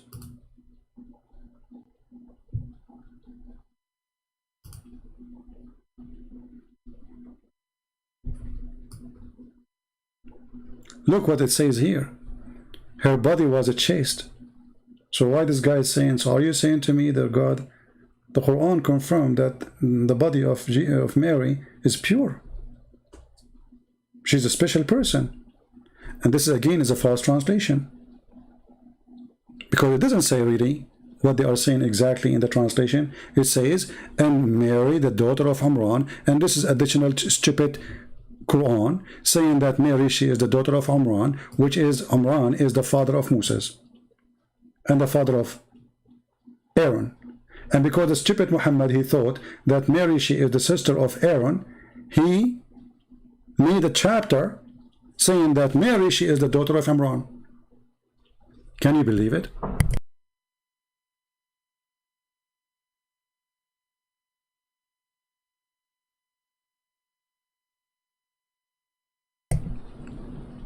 And when the Muslim, they try to defend, they say, oh, the Prophet, he did not really mean that she is his sister for real. But you idiot, don't you see? It says she is the daughter of Imran. It's too late. A Jewish man, he came to Aisha and he said, hey, you know, Mary, Maryam, the mother of Jesus, is not the same Maryam, the sister of Aaron. And then they told Muhammad, and Muhammad wanted to fix it, but it's too late, because Muhammad, he have a chapter, it's called the chapter of Ali Imran. And actually, this is one of the chapters is going to come in the judgment day as a cloud. Al Imran. Who is Imran? This is according to Muhammad, the father of Mary. And Muhammad here even mistaken. It's not Imran, it is Umran, you know, Amram, sorry, which is according to the Bible. So even here, Muhammad the fool, he made Mary, you know, if you go in the Old Testament, you will find that Aaron and Moses, they have a sister, her name is Maryam. And this is exactly what the word in the Quran says, Maryam, the same name. And Maryam is the sister of Aaron, and Maryam is the daughter of Imran, proving to us again that Muhammad is a fraud. But anyway, we don't want to change our topic. So Allah, he breathed into Mary private part, and Mary are pure women, and Jesus is a pure and he is holy. So how come suddenly, because Jesus is born of a woman, he cannot be God, when the Quran described that he is holy? Obviously those Abdul, and look at the translation, sometimes they say holy, sometimes they say faultless son, faultless. You just said that Jesus is sinless. I mean, you changed the word, but you made me laugh. Jesus is sinless.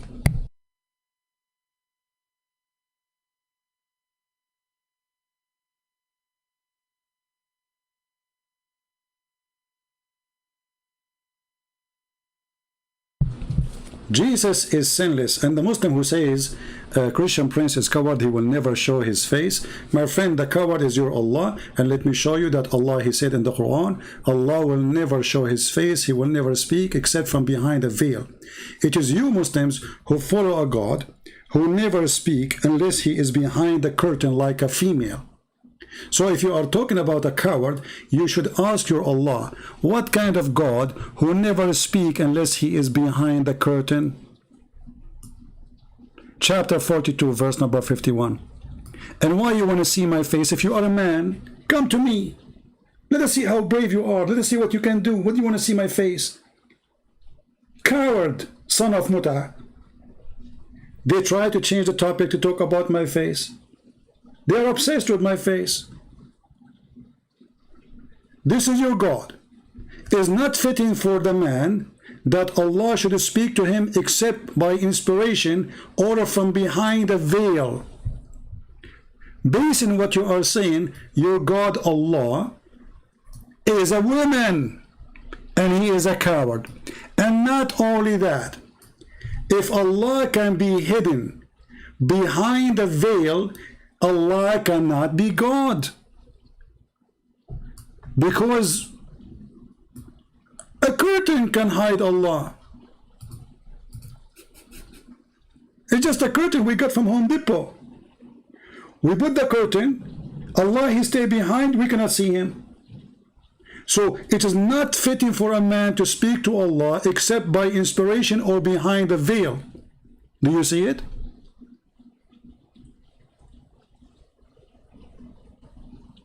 They cannot refute me, they cannot debate me. They want to talk about my face. Your God Allah, he never show himself.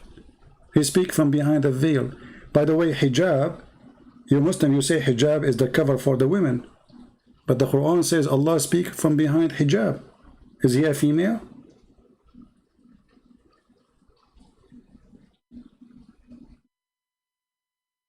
Huh?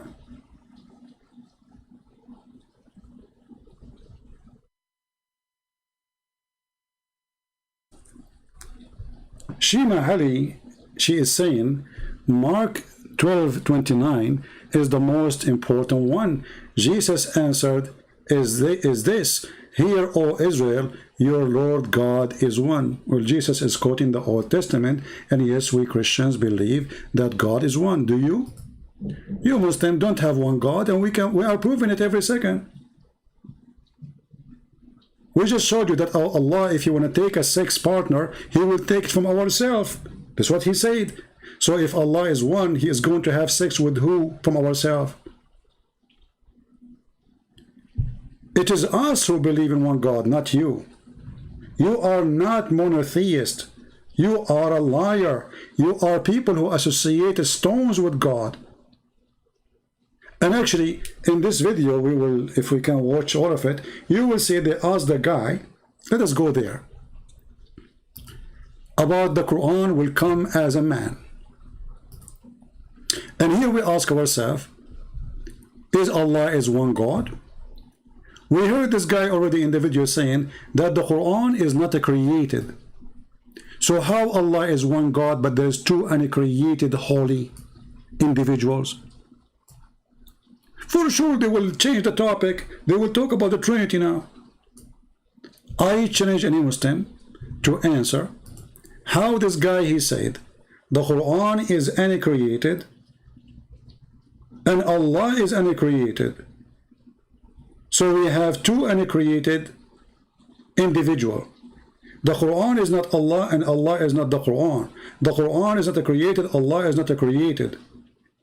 The Quran is not created by Allah, neither created by anyone. So how you say we are people who believe in one God and now we have any created two holy individuals? Any Muslim? Listen carefully for this conversation.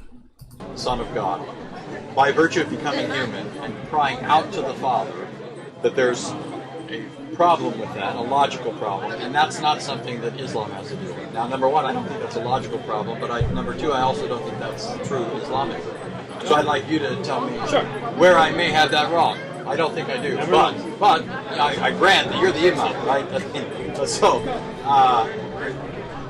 My understanding, which I have from other Muslims, which is part and parcel of why I hold that, and have read in the Islamic sources, that the Quran itself does intercede for Muslims, or will, on the Day of Judgment, right? The Quran will appear as a pale man and will say that he was the Muslim's companion in life and will intercede for him. Is that not correct? Can you give me a reference for that? That's in the Hadith. Which Hadith? Seriously, you don't... Take a note. He just said, when he said to him the Quran will appear as a pale man, he said, can you give me a reference? And he shake his head as if he is wondering, as if he heard it for the first time. I mean, how you are saying give me a reference, and now later you will say to them, you will say to him, well, you know, this is weak hadith. I mean, he just acted as if he never heard this before, and now he will say to him, well, this is weak hadith. Correct. Can you give me a reference for that? That's in the Hadith. Which Hadith? Seriously, you don't think I'm going to go back? I mean, like, I don't know. Are you saying that's not in the Hadith? That is not in any authentic Hadith that I've ever read. So you'd say it's not authentic? No, that's fine. If you say it's not authentic. This is not an authentic hadith he ever read. Do you remember when I said to you, take a note that he said he is Hanbali? Do you remember? He said the original of Islam he believed in is like Hanbali. Do you remember? And this was in the minute 22.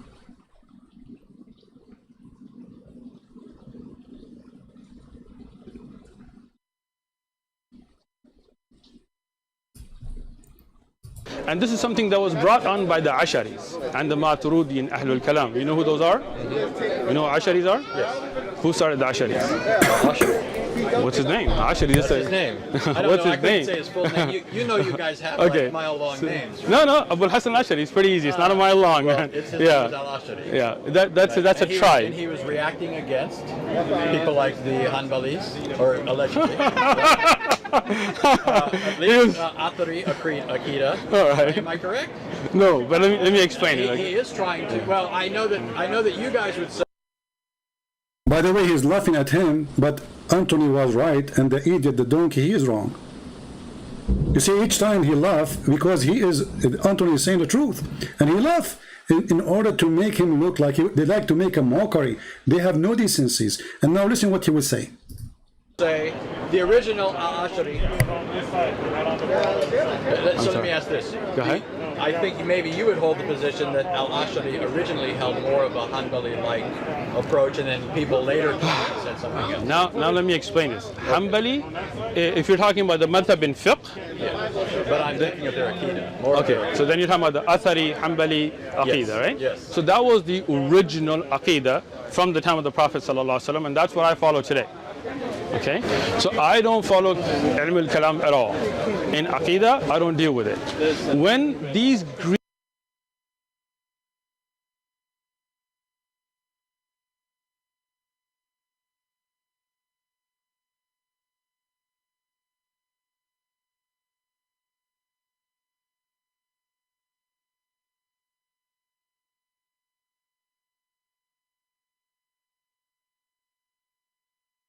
Hold on, take it easy.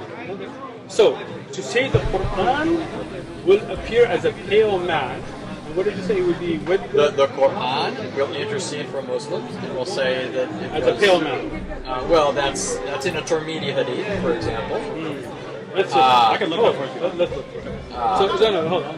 Because see, I like to discuss on evidences. So, can I find a hadith in a Tirmidhi that says the Quran will be a pale man? Remember here, he is challenging them to show him the hadith. Can I find this hadith? Let's just find that, and then I will explain from there. Okay, so, but that kind of misses the point that I'm making. You're focused on the pale man part, but I think you and I both know that it's classically Islamic to say the Quran will intercede. So let me explain the shifa of the Quran. Yeah, so explain that. Excellent. The Quran is Kalamullah. You said, told us that well. How the Quran is the kalam of Allah and is not created by Allah? How you make it belong to Allah if it's not Allah who made it? I mean, do you see the stupidity? If I say the Quran is the word of Allah, and then I say that it's not created by Allah, so how it is the word of Allah? Stupidity is amazing. Okay, now we go back to zero. So the Quran will come as a man. The guy, he denied the hadith. He says, can you show me the reference? Claiming that he never heard of it. He want to see the reference. He want to see the evidence. Suddenly he want to talk about evidence. All the time he was just making a speech. Let me explain to you what it means that the Quran will intercede. Okay. Take it easy. Okay. The Quran that is read by us, when we read the Quran, that Kalamullah will be an evidence for us. You understand what I mean? That the fact that we stayed up at night and read the Quran will make shifa. It will be an intercession. It will not be asking Allah for help or asking Allah separately than anything. It is only the fact that that good deed will be an intercession for you. Like if you had read the actual hadith, it talks about the Quran and another hadith about the siyam, fasting. Right? We don't say fasting by itself is an entity, but it's the deed that is intercedes for you. So does the hadith say that the deed of reciting the Quran will intercede for you, or does the hadith say the Quran will intercede? Again, so this is the thing. When you say Al-Quran was Siyam, these two will be shifa. They will be an intercession. Right? So what does that mean? That it is that deed of reading the Quran. You understand what that means now? I understand what you're claiming. That's just not what the So let's hadith see says. I searched for it. The first one that popped up, I know it's in Tirmidhi, but the first one that popped up was in Ibn Majah. So in Tirmidhi, there is no such hadith that says the Quran. There is. That's just the first one that popped up when I did. Can we look at the Tirmidhi one first? Okay, I'll find the I just Tirmidhi. want Notice the Ibn Majah version says the Quran will. Guys, notice, he said there's no such a hadith in a Tirmidhi. Remember that this guy, he claimed to be a sheikh. Either he is a fake sheikh and he never heard about it before, or he is a fraud and a liar, because he just said, in a Tirmidhi, there's no such a thing. Listen carefully, I'm not the one saying that. There is no such a thing. So, one of two options. Either this guy is an ignorant, he do not know, and you have to accept to say, well, I was ignorant and I just learned this from Anthony Roger, who is a Christian, not a Muslim, and he's not a sheikh. A Christian is teaching a Muslim sheikh in his boost that in the Tirmidhi, there's a hadith says Quran will come as a man interceding. He says where? There's no such a thing. So either he accepts that he is ignorant, certified idiot, claiming that if he grow a beard, he have knowledge, or he is a certified liar. Choose one. Listen carefully. I know it's in Tirmidhi, but the first one that popped up was in Ibn Majah. So in Tirmidhi, there is no such hadith that says the Quran. There is. That's just the first one that popped up when I did. Can we look at the Tirmidhi one first? Okay, I'll find the Tirmidhi. Notice the Ibn Majah version says the Quran will come on the day of resurrection like a pale man and will say, I am the one that kept you awake at night and made you thirsty during the day. Excellent. So let's now go to. Hold on, take it easy. You're trying to see this. No, take it easy. This is why. You're not seriously going to go to Google Translate, are you? Nope. Okay. I know you know Arabic. I know you know Arabic. You don't have Arabic keyboard? No. Okay. I was just going to show you the takhrij. You know what takhrij is? Okay. The checking of the narration. Okay. This narration of Ibn Majah is a very weak narration. They didn't grade it this week. Can you show me their grading? Yeah, it's in Hassan. It's in Arabic now. You just ruined his phone. You can't see anything in English now. Where does it say Hassan? No, this is.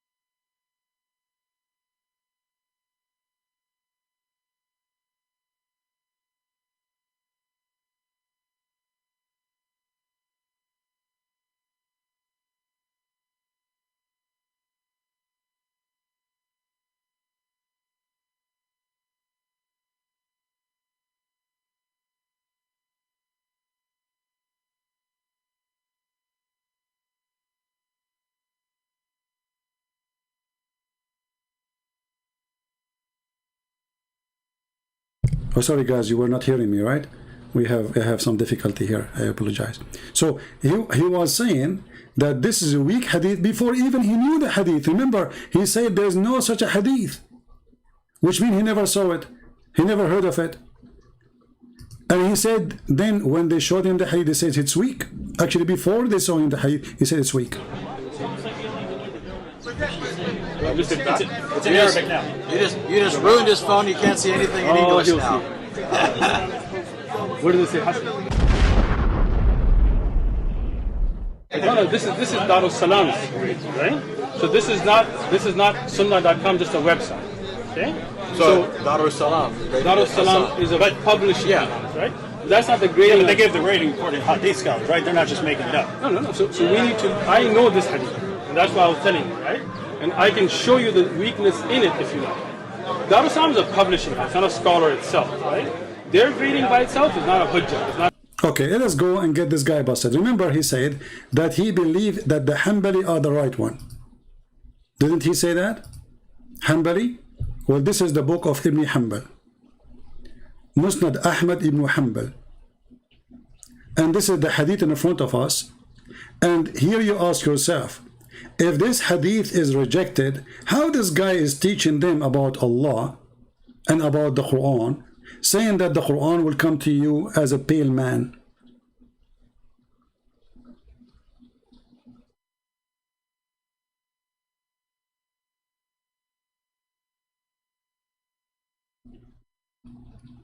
When those people, they say such a thing, read carefully.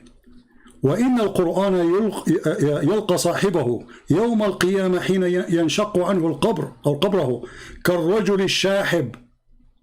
This is the book of Ibn Hanbal, and he is using it to explain how the Quran will intercede. So how this coward, he says that he believed that the Hanbal is the true way of the Prophet, and this is Ibn Hanbal using the hadith to explain how the Quran will come and intercede. Remember, if this hadith is rejected or not valid, there's no way this guy will use it to explain.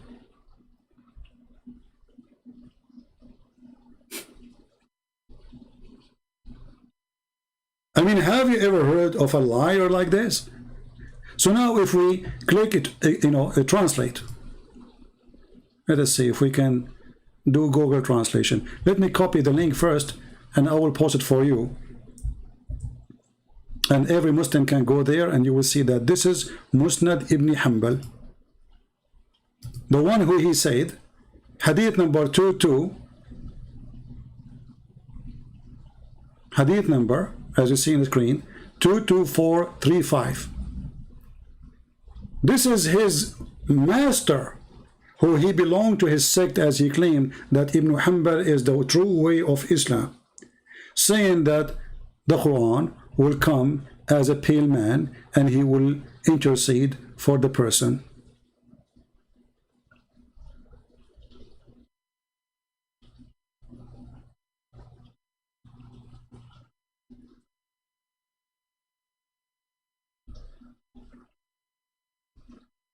The translation here is funny, but we can use Google translation separately because I don't see a translation coming good here. I see hand or short lilas. What is that, man? But anyway, the Quran will come to you. I mean, translation is really coming horrible here. So let us do this. We will open Google translation. We will copy the sentence. We will use individual text translation. Google Translate.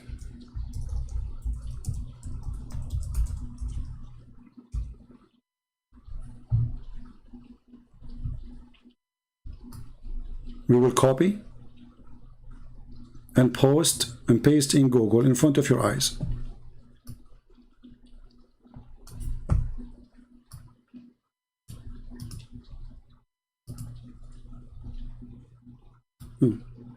Google is smart. Could not recognize the Arabic language. Here we go. The Quran will meet his companion, or the man, in the day of resurrection in his grave, and he will come to him as a pale man. Pale man, you see it? And this is in the book of Musnad Ahmad ibn Hanbal, which he claimed that this is the true teaching of the Prophet of Allah.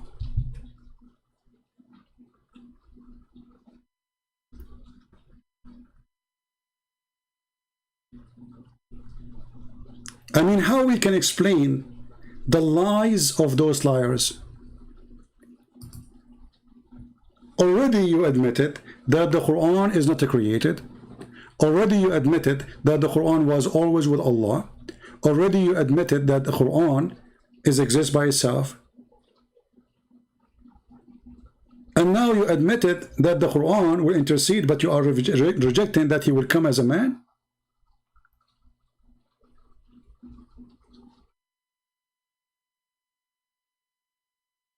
And when they show you the hadith, you say to us, it is da'if. Where is your reference? And why Ibn Hanbal is using it if it's a stupid hadith?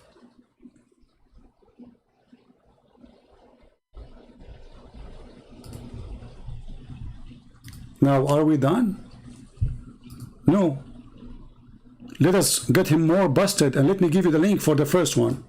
This is the link for the first hadith to be posted for you. Oh, I did not post the link, sorry. This is the text.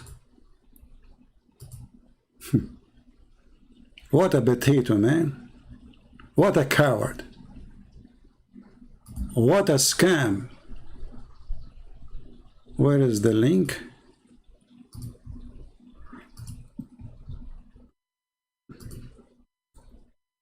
All right, here we go.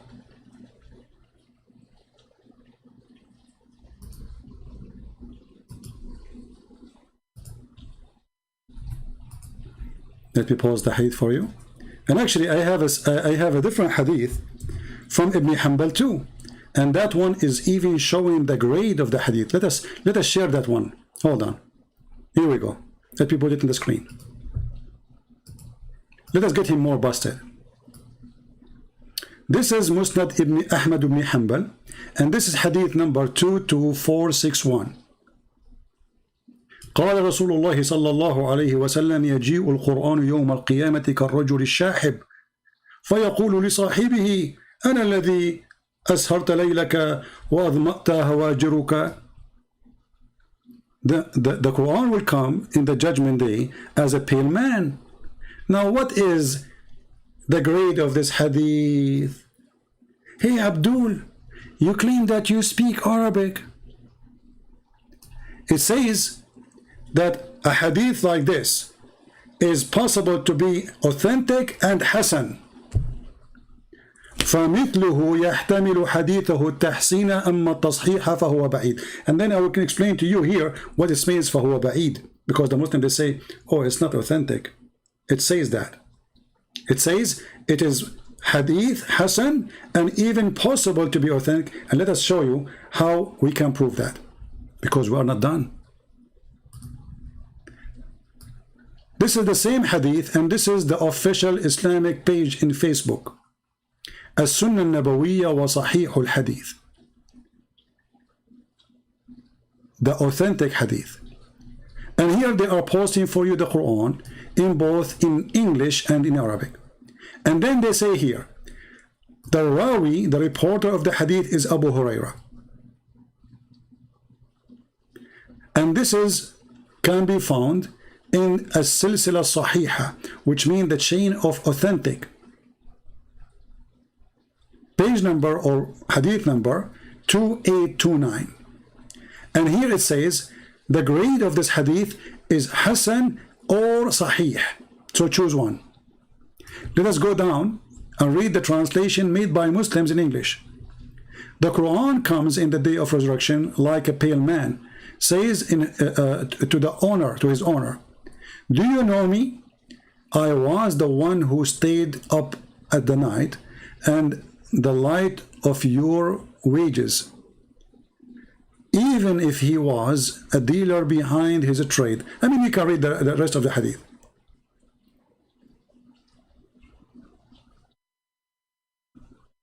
And here it says, the hadith like a pale man, his color is variable of his common body, whatever, etc. But here they are saying the reporter is Abu Huraira. The source is the book of Al-Albani.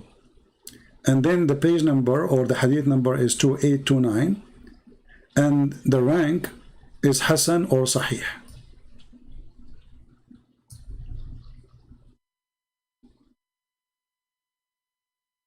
Is what? Is Hasan or Sahih.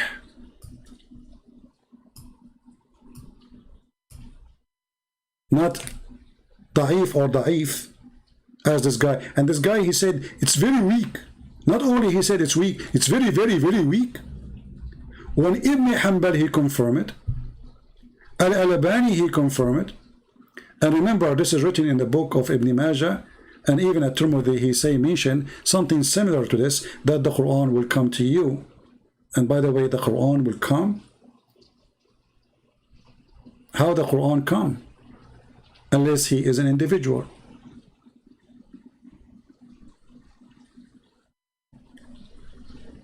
The Quran will come to you.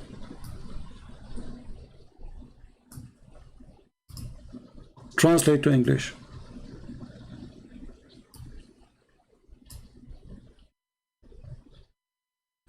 The Messenger of Allah said that in the day of resurrection, the Quran comes like the same as a pale man. The rest of translation is funny.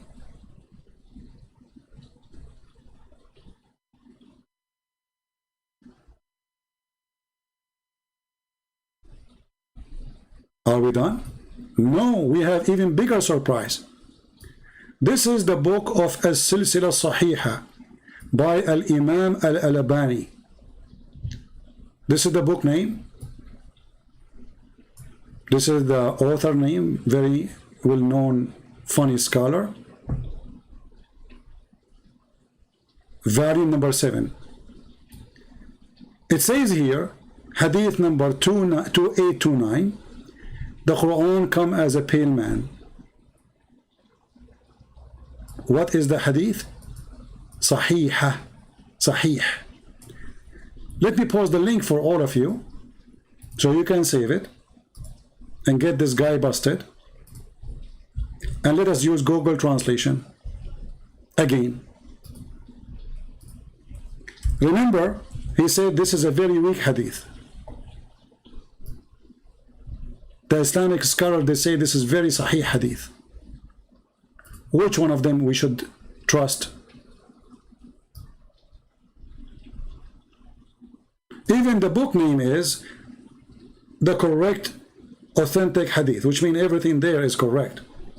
So it is sahih, hadith number 2829. The Quran will come in the day of resurrection as a pale man. But this potato in the video, he denied it, and he said this is a weak hadith, very weak hadith. Not only it's a weak.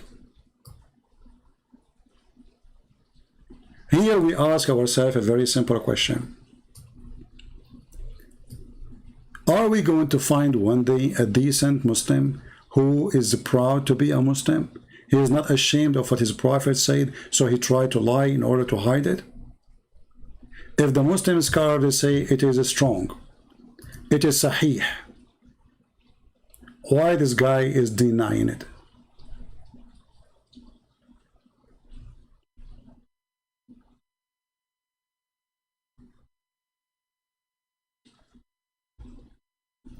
This is different website, Al-Maktaba Al-Shamila, Islamic Library, the book of the explanation of the book Al-Jami' لأحكام الصيام.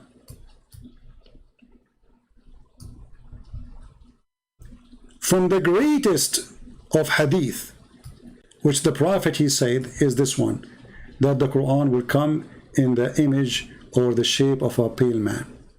This is not only a great hadith, is one of the greatest. Which Muslim we should believe? Click translate to English.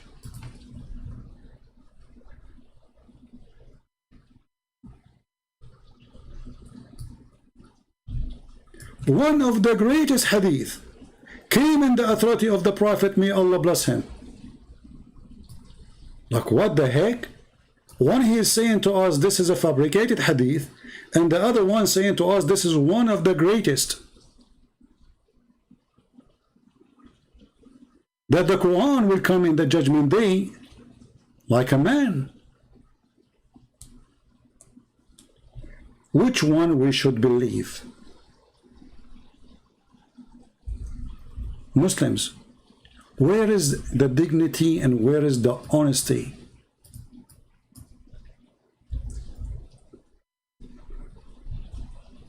This is your Islamic books saying this is one of the greatest hadith.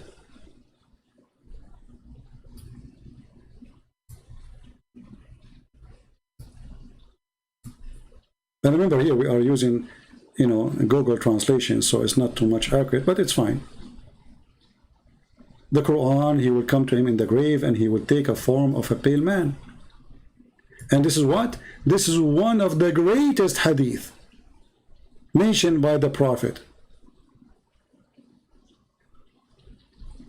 But according to this Abdul, this is a very fake hadith. Brother, this is a very weak hadith. Are you kidding me? Okay, show me the reference. And then when they showed him the reference, it says this hadith is good. It's in Arabic now. You just ruined his phone. You can't see anything in English now. Where does it say Hasan?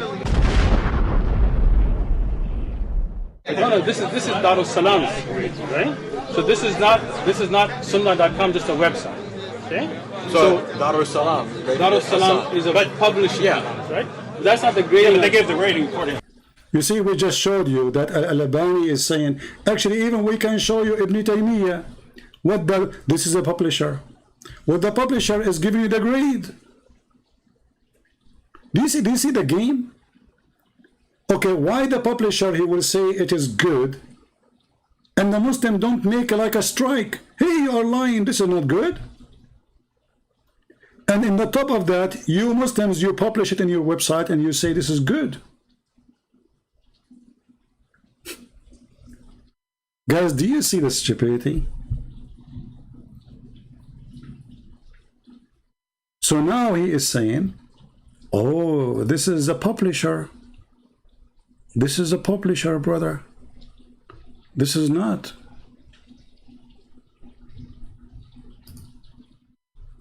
What do you think?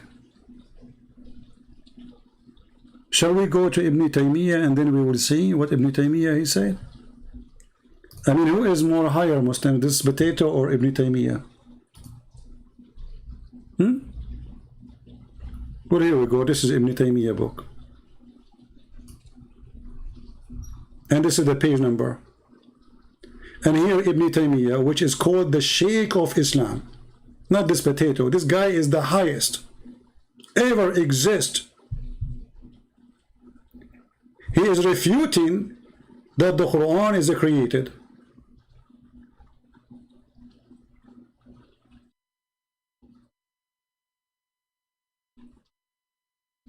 Did he say that this hadith is weak?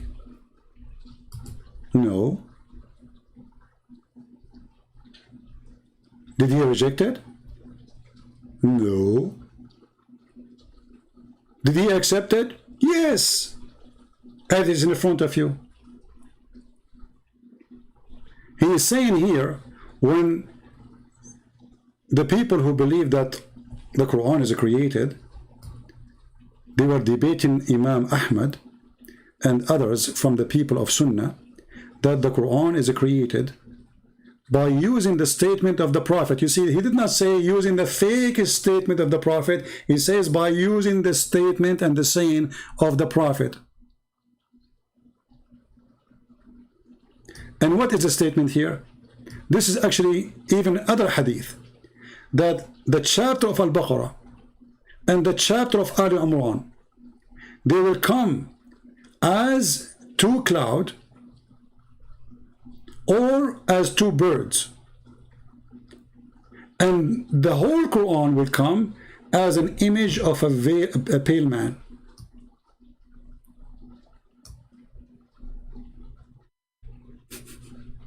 Ibn Taymiyyah, he approved it.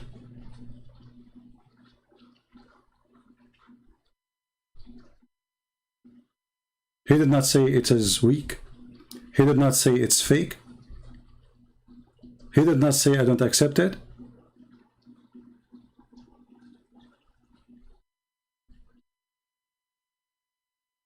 And actually, I wish you guys you speak Arabic, because you will see the madness of this religion. How the Muslims are very much in war with each other about the words of Allah.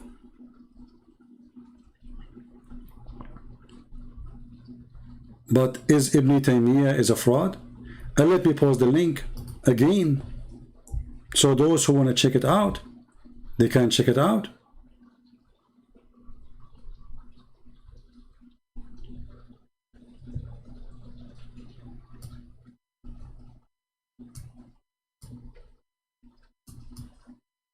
It's very shameful that we cannot find one decent Muslims. He tell us his religion as it is.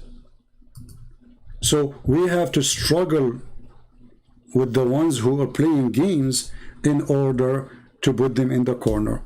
Here we go. This is the book of Ibn Taymiyyah in the front of your eyes. Ibn Taymiyyah, he accepted. And this is one, this is the highest, not only one. And we showed you Musnad Ibn Hanbal, and he is the guy, he says, yes, Ibn Hanbal is the way the Prophet was.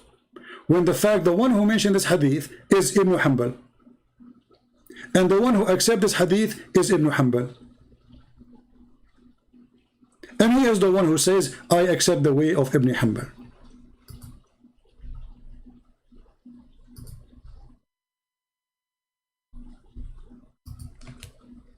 What do you think, Muslims?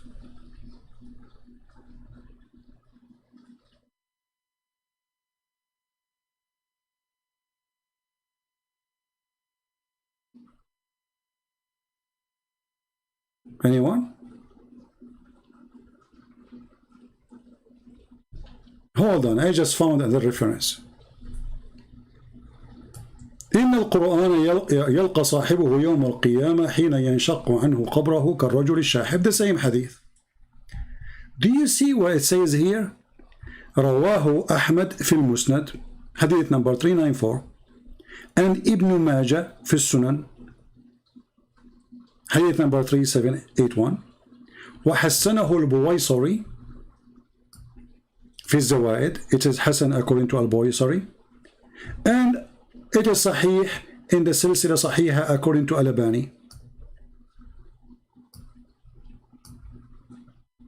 Not one of them says this is false hadith.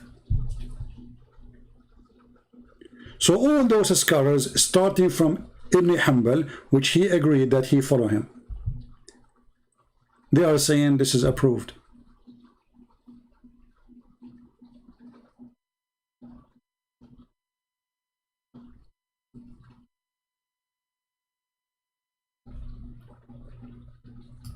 Where you have no shame, you'd say whatever you want. And let me pause this link for you too. You see how many references we just gave? And you know, when somebody says to somebody, this is a weak hadith, shouldn't you give them the reference, get them busted right away? I mean, you are a sheikh, right? And you are standing there supposedly because you have a knowledge, and those guys, they just throw something at you, and they showed you that according to your website it says Hassan, which means good. And then what is the excuse? Oh, this is the publisher. But the publisher, he just published. Like I saw in the video, Sam Shamoun, he's saying, oh, those are the Salafi publisher. My friend Sam, this is not true. There's nothing is called Salafi publisher and not Salafi publisher. Either the hadith is true or not. Because Salafi publisher is more careful than any other one to say the grade if it's wrong. Because they will be eaten alive.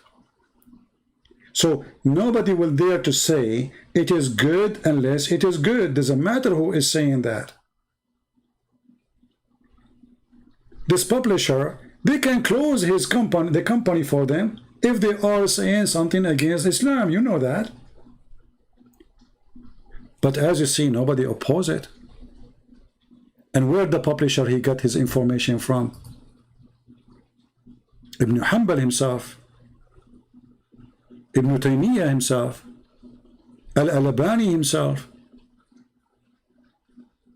Not this potato.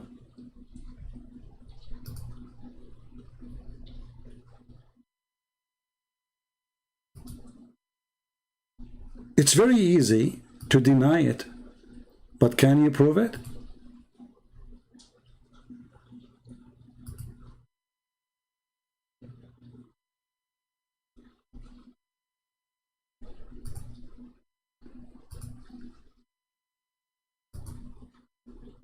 My experience with Muslims never change.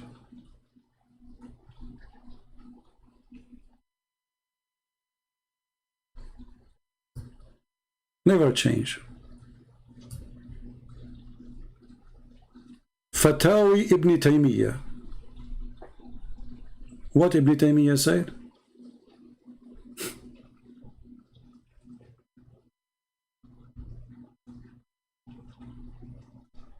the Quran will come as a pale man.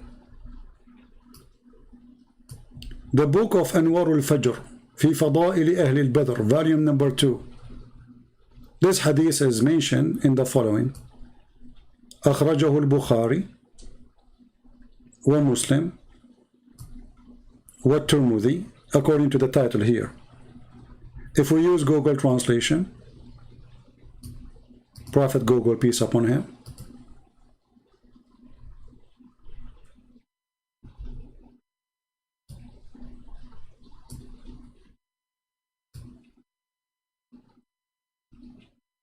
this is Ibn Taymiyyah, the Sheikh of Islam, not this potato. This is the other book. So always you need to remember that when they deny it, it's mean there is something bad. And you know, like if I am there, like when Anthony is there, shouldn't he say to him, okay, why those people, they are saying it is Hassan? And can you show me the reference yourself? Isn't it him who asked you for reference? You showed him the hadith. Why you don't ask him? Say, okay, show me the reference. It says that this hadith is da'if. Remember, he said not only weak, he says this is very weak.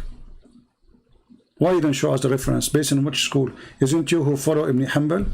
So this is why I ask the Christians always to listen to those liars carefully, because later you need their words to use it against them.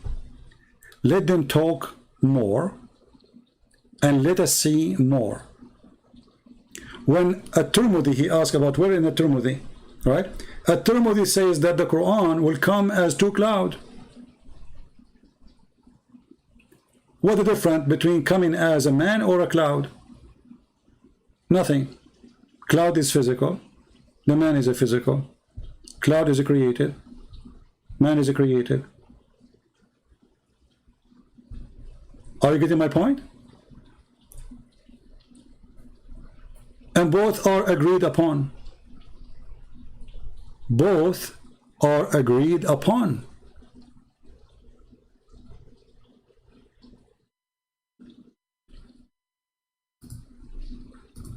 If we go here,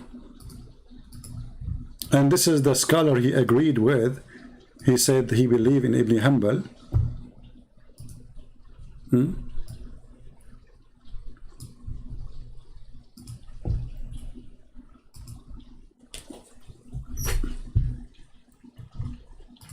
If I copy this and I go to the Muslim website, and remember this is Ibn Hanbal which he agreed with. Is the Quran created or not? They say no. Okay. He mentioned that the Quran about pale man is weak. Let us use this one. It's the same hadith, by the way. The same number as you see here. It's mentioned there the same, that the Quran will come as a man. But let us see. It says here that the Quran will come as a cloud or even as a bird, full of suf, wool, which is very weird. So now what we will do?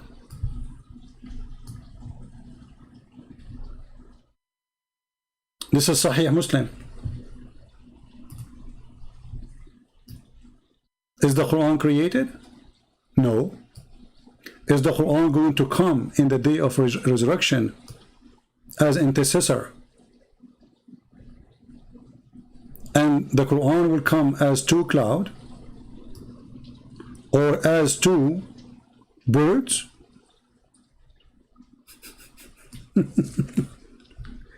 Does it really make a difference if it's a man or it is a bird?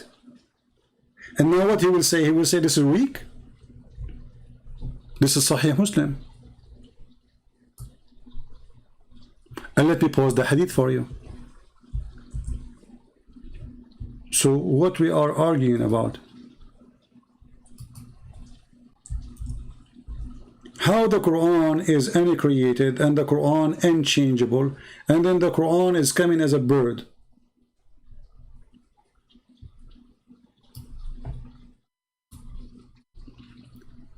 Here they are translating that the word sawaf mean coming in ranks. Who care anyway? Hey Abdul, is this is Sahih Muslim? Is this is da'if? Quran come as a bird?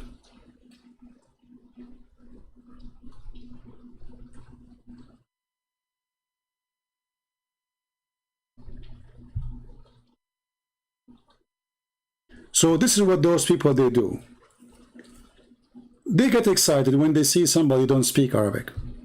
And actually all of them, they are avoiding me for very simple reason. I am an Arab and Arabic is my first language. So they cannot fool me and they cannot deny things. And actually even with Roger who don't speak Arabic, even Anthony Roger, he did a great job getting him busted.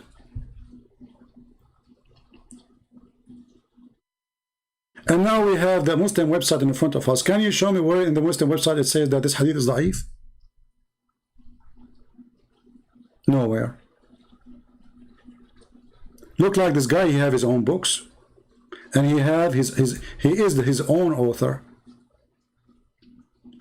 And all of this is for what?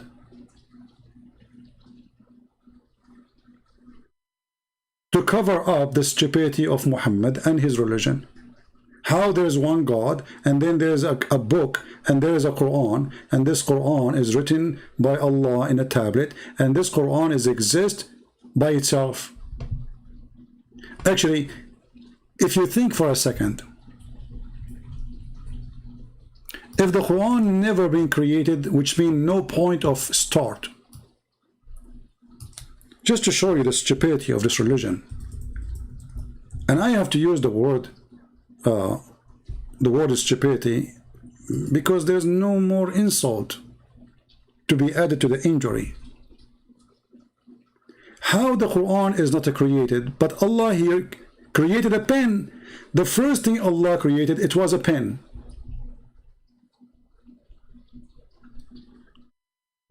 And then he told him to write the Quran. Like, hold on.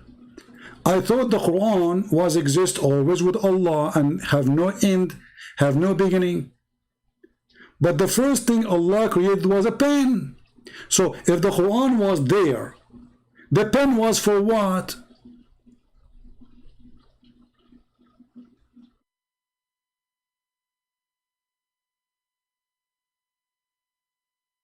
They will say to you, oh, the pen was there to write the destiny. But isn't it the destiny is in the Quran?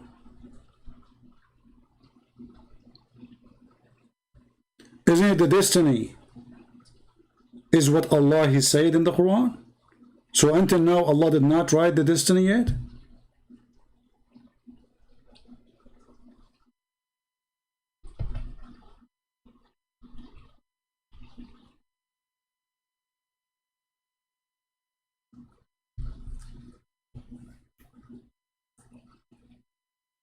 When I read this hadith actually, which is sahih, where it says that the first thing Allah created, He created the pen and He said to the pen, write.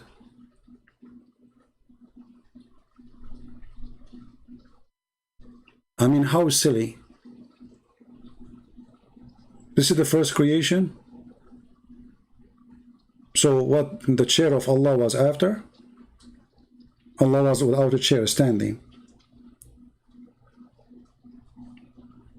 This is the beginning of everything. Allah, He says, okay, hey, I create pen. Hey, pen, write. This is voice dictation. And when the pen he start writing, did Allah tell him what to write? Or the pen, he have a brain of Allah included inside him? When Allah, He said to the pen, write, shouldn't the pen says to Allah, write what?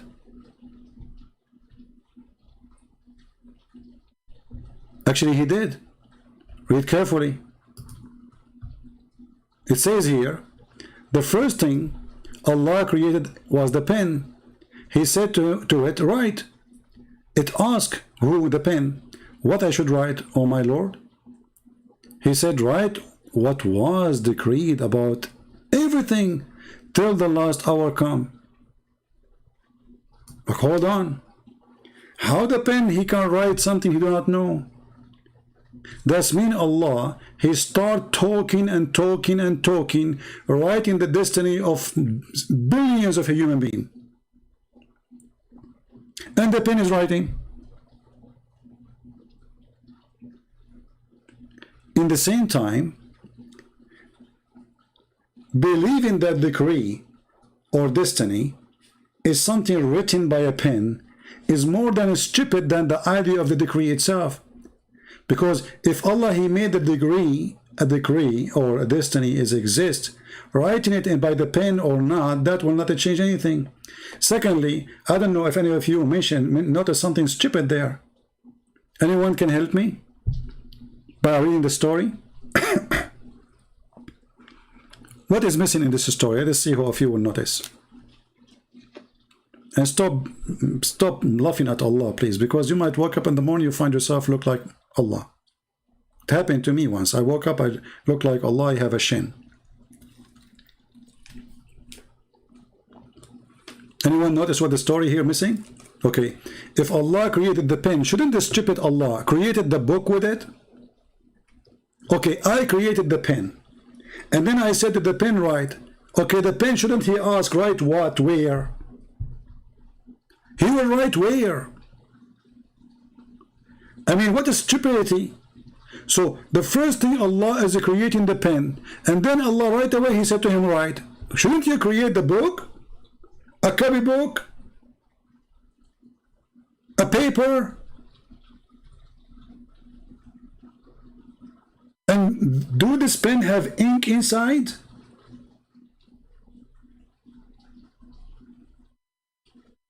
But you need to create the tablet, my friend. You see here, the first thing Allah created is the pen, and right away he told him write. It didn't say he created the pen and then he created the tablet and then he told him to write on the tablet. No, he created the pen and he said to him write right away.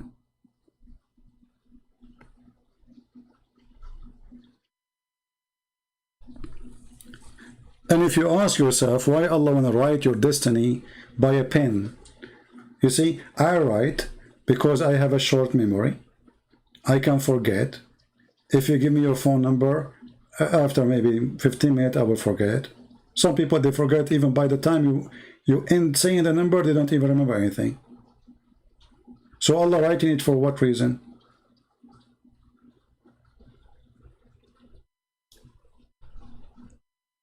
And if the Quran is exist without Allah,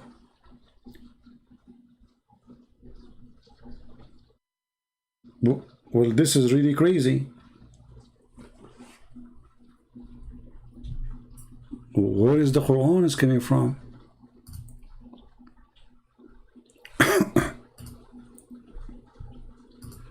Actually, there's a book, it's called, let me remember the name. I think it's called خلق الأفعال.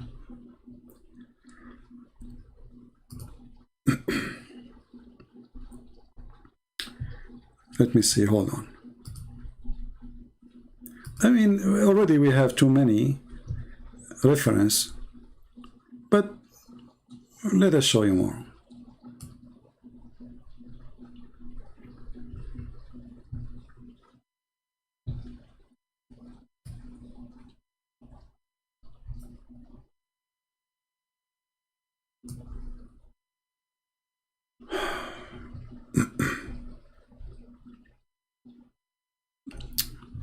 Let us see.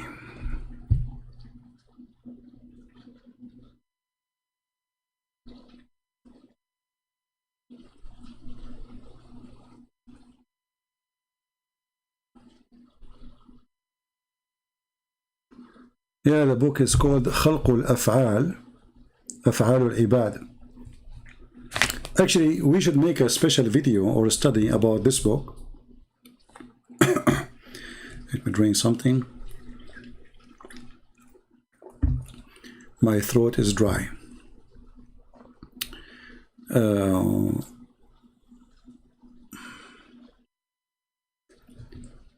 This book is extremely important, actually. Let me search for it and show you in the screen. Give me a second. Because that will show you everything can be considered stupid in this religion.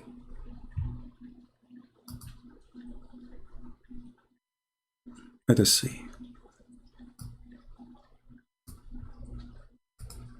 This is the book خلق أفعال العباد by al-Bukhari. And al-Bukhari, he speak about the same hadith we are talking about now. But the nice thing about this book, which is made by al-Bukhari, which Muslims cannot run away from, the book is about that Allah, he created all your work, not you.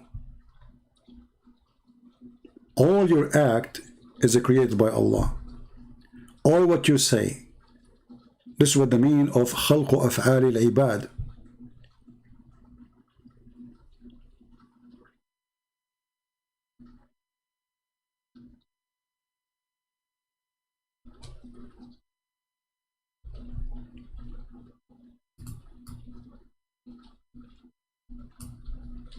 And if Allah is the one who created all our act, then why somebody will go to hell and somebody will go to heaven if we are at the end of the day, all our act was made by Allah?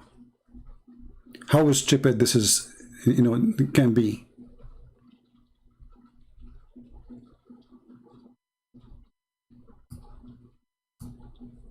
This is the book. You can go to any Islamic website and you can download it or read it if you speak Arabic. But I don't think it exists in English, sadly. Otherwise, it can be very helpful to read it, for it's going to expose everything Islam stands for.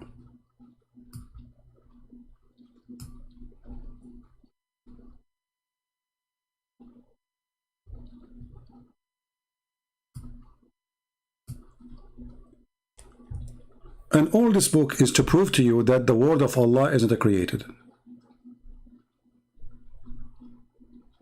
All this book is to prove to us that the Quran is not created. And Al-Bukhari, he mentioned that story in his book too, as a Sahih Hadith. But remember, this is not a book of Hadith. This is a book to refute those who believe that the Quran is created or the word of Allah is created. This is the purpose of this book. But I'm very thankful that the Muslims, they come to a conclusion that the word of God is not created, because that will confirm that Jesus is God.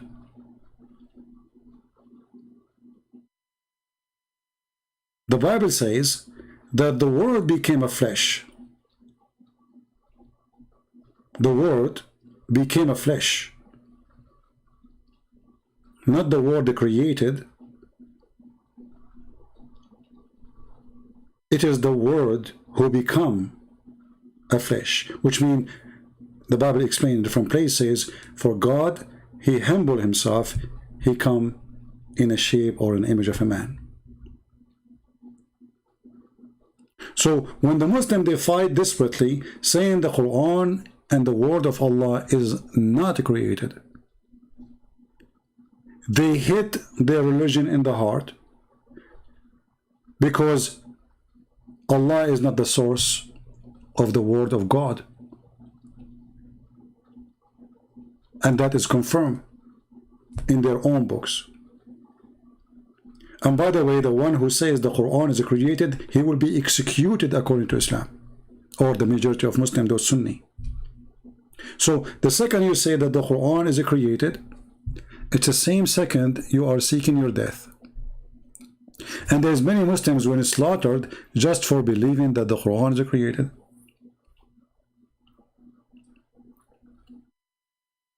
In Christianity, this is not a problem. Why? Because in Christianity we believe that God and his word is one. In Islam, this is a problem because God and his word is not one. And actually, saying the word of Allah is not accurate no more, because this word is not created by Allah. So how we can say it is the word of Allah?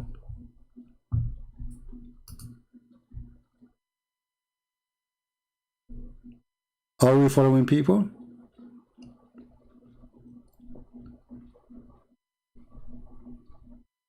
How this can be the word of Allah if those words are not even coming from Allah? Okay, when the Muslims, they say the Quran is not created, not even by Allah. Okay, where the Quran is coming from? Any Muslim will volunteer? I'm going with you. The Quran is not created.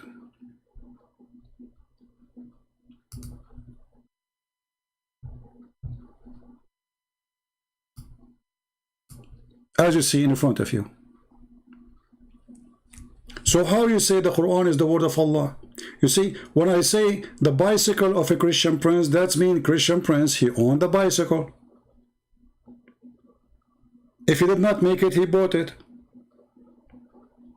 If I say American car, that means the American made it.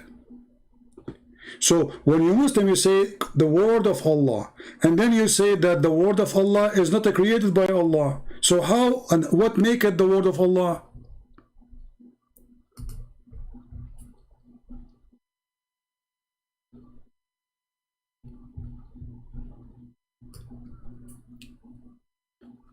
Islam is exist as long as you don't ask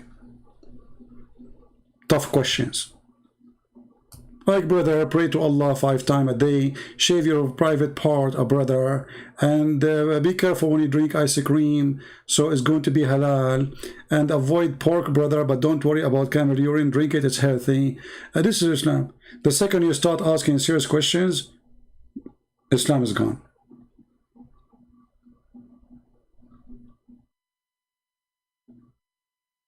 And this is all happening because of the foolishness of the man. His name is Muhammad.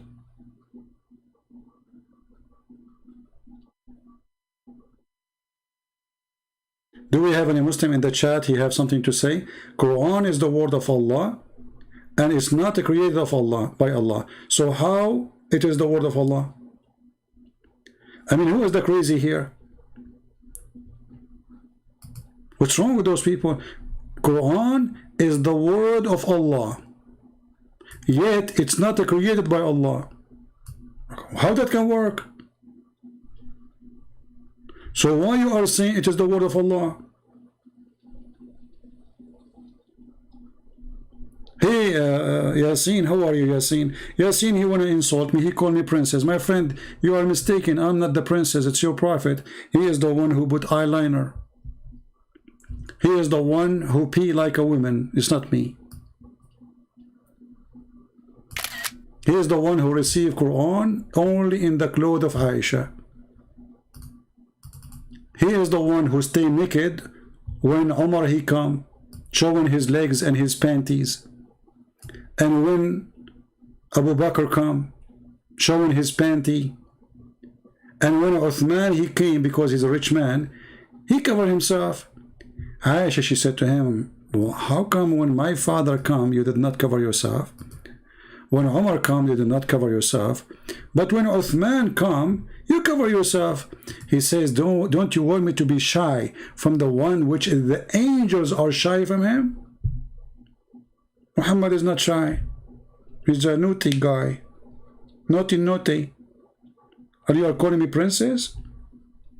Do you like to call me to explain to me why your prophet he be like a woman? And why he put eyeliner? And why men they used to kiss him down his belly? And why he show his legs when he's laying down?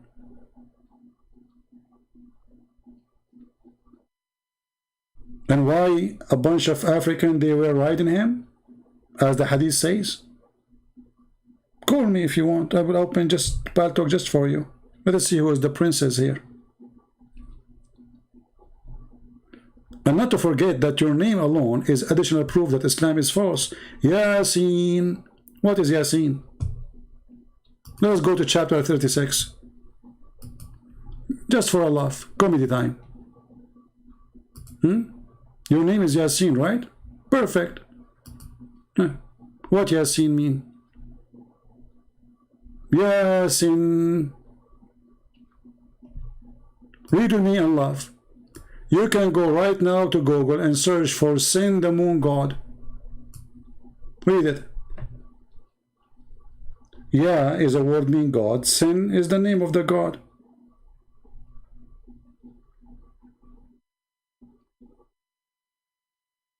Hey, Mr. Sin, how are you? And now if I ask you what does this mean, you say Allah knows best, brother. Allah knows best, brother. What about your prophet? Do he knew? Oh, the prophet don't know too. Allah only know. Are you there, Mr. Sin, the moon god? Search right now, Google, Sin, the god Sin. The word Ya in the old Egyptian language, and even in the old Aramaic. And I believe it's coming from the Aramaic. Ya is a word meaning God. Doesn't matter if it's a pagan or not. Yeah, God. Okay, Yasin, God Sin.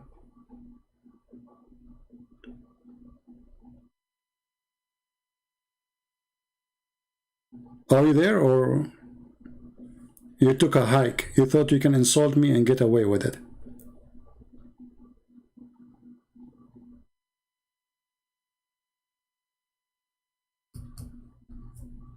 Yeah, you know, be careful. You insult me, you will get the answer right away from your text.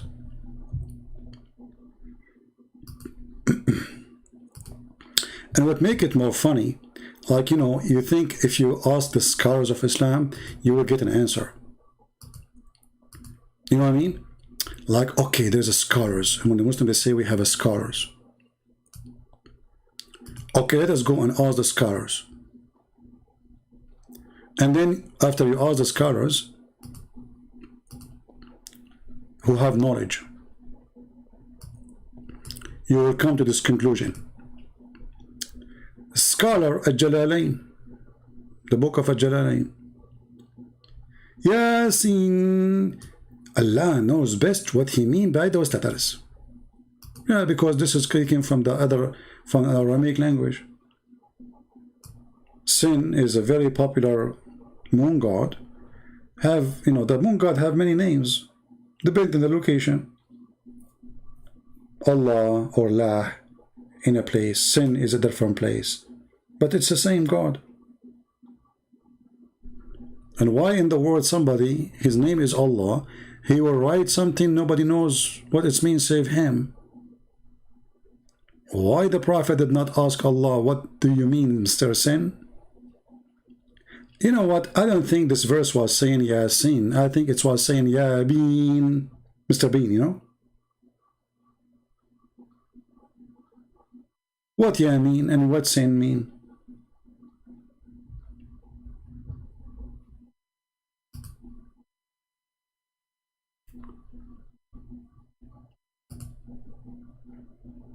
Always the Quran is an amazing book, my friend. Like, look at this one as an example if you want to learn science. Chapter 50, verse number 1. Amazingly beautiful. And from his narration, on the authority of Ibn Abbas, that he said, the interpretation of Allah saying Qaf. Even Qaf need interpretation. What is that? It's a letter. He says, it is an azure mountain overlooking the world, and the color of the skies takes from it. Allah swear by it. Have you ever heard of a guy? He called himself God, and then he swear by a letter. And then he claimed that this letter is the name of a mountain, and this mountain is surrounding the earth. Why? The earth is a flat and we have a fence. And then the sky is taking its color from this mountain. It's a blue mountain. I know now why those Americans, they were singing long time ago. I was a kid. They were saying, oh mommy blue. Oh mommy blue, oh mommy blue. It's coming from here. The azure mountain overlooking the world. And Allah swear by it. This God is very weird, man. And don't force me to go to noon, because each one of those letters is crazy. We go to noon, we find that noon is a whale, and that whale is carrying the earth.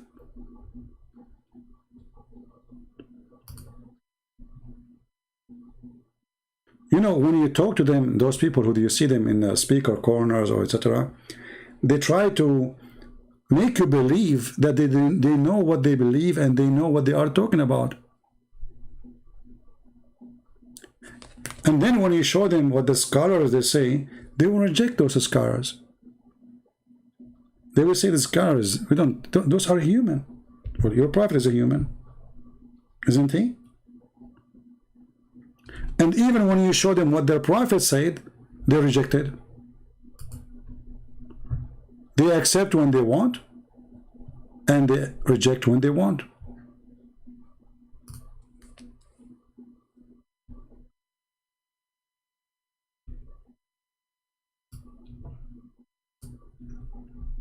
As an example,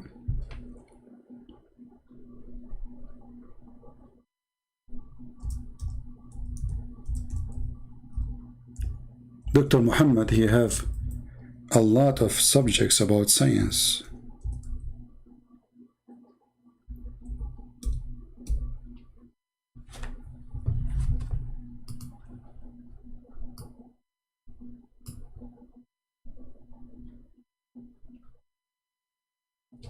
Let us see the hadith.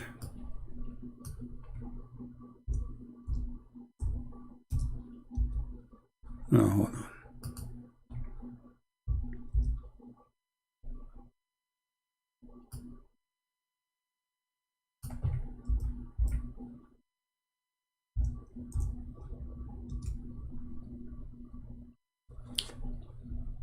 A woman, she came to Muhammad, and Muhammad is very hippie, you know. People, they come to his door, he says, hey, Prophet of Allah, yesterday I have a very hot boom boom dream. Prophet, I cannot tell you what happened there. It was so hot. Alhamdulillah, it was very good. And I saw water coming from my Prophet. And now the question, Prophet, should I wash it? Look at this question. Salim said, the Prophet wife, she said that a woman, her name is Salim. This is one of the women who offered herself to the Prophet to her. Oh Allah, Apostle, Allah does not refrain from saying the truth. For sure, no. Is it obligatory for a woman to take a bath after she say, knock what? Nocturnal? This is a lot of knocking there. Discharge? He said, yes. If she notice there is a water, i.e. discharge. Salama, she said, like, what? The wife of Muhammad. Women, they have orgasm? She got discharge? And this is telling you how bad Muhammad in the bed. He never made his wife have discharge. It's the proof in front of you. The wife of Muhammad saying, what are you talking about? Women, they have orgasm? Like, what? Muhammad, he said, yes. Then why does this child resemble the mother? Genius. The child resembled the mother because of an orgasm. Do you see it?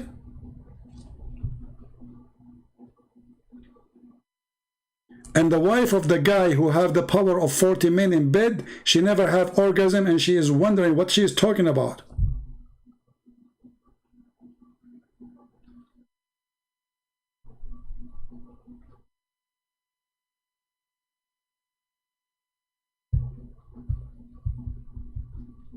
Do we have any Abdul? You want to say something before we leave for today? Because this is too much knocking here. Nocturnal.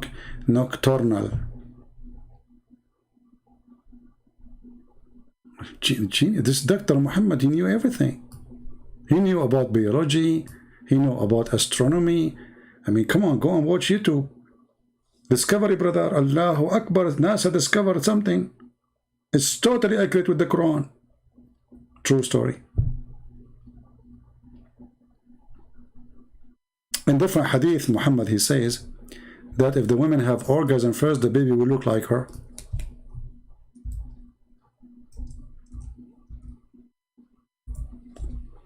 If the man have orgasm first, he will look like him. And this is sahih. Just wait. 2 weeks from now, they will say this is hadith, is the weak, it's very weak.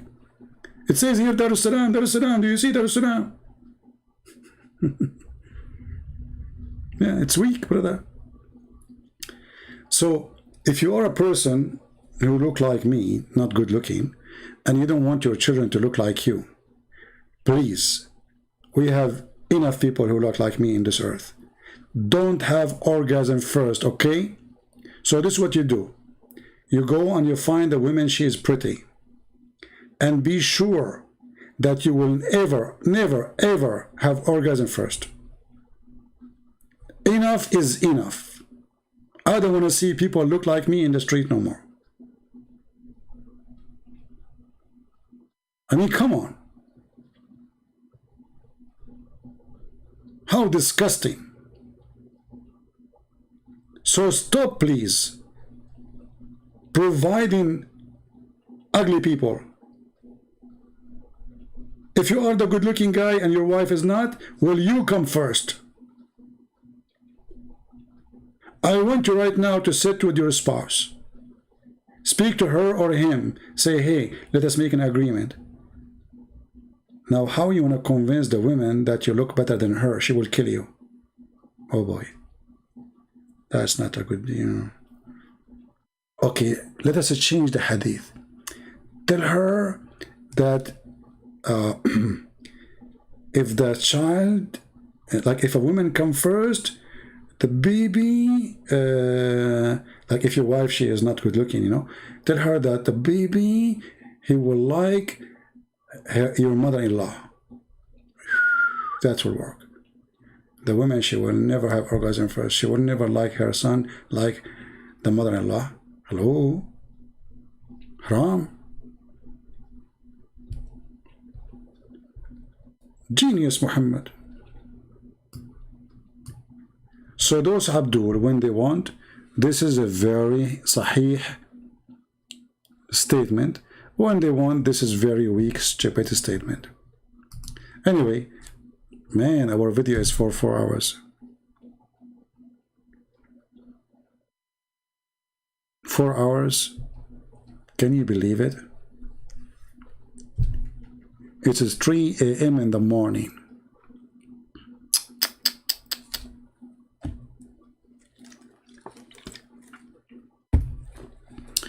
That's it. This is the benefit of being single. Imagine you are married and it's just 3 a.m. in the morning talking to people on the internet. Oh boy. I mean, you can imagine, not only you will sleep without dinner, you will never have a baby. Your wife, she will lock the door from outside. She says, stay there, okay, with your computer. Don't come here. All right. Do we have any Muslim want to say anything? What do you mean don't stop? I'm here for 4 hours. I said to myself, let me make a video for 20 minutes. Honestly, I said this video will take not even 20 minutes to laugh at this guy. So if you are a person who want to download this video became so long, I have an advice for you. Cut where it is getting this guy busted and make it one video, maybe like 15-20 minutes. There's no need for the 4 hours, all of it. All right? However, I'm going to leave the whole 4 hours.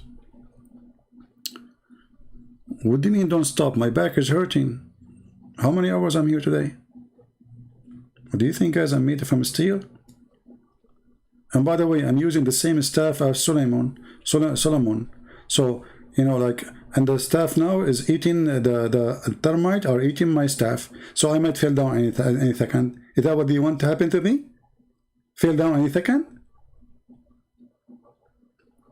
I mean, we are convinced, by the way. I mean, the Muslims, they understand the religion very well, and it's very strong religion. This God, He's all hearing, all knowing. And because He is all hearing, all knowing, He knew that the termite, they ate the stick of Prophet Solomon. And Prophet Solomon, brother, he died standing. How beautiful.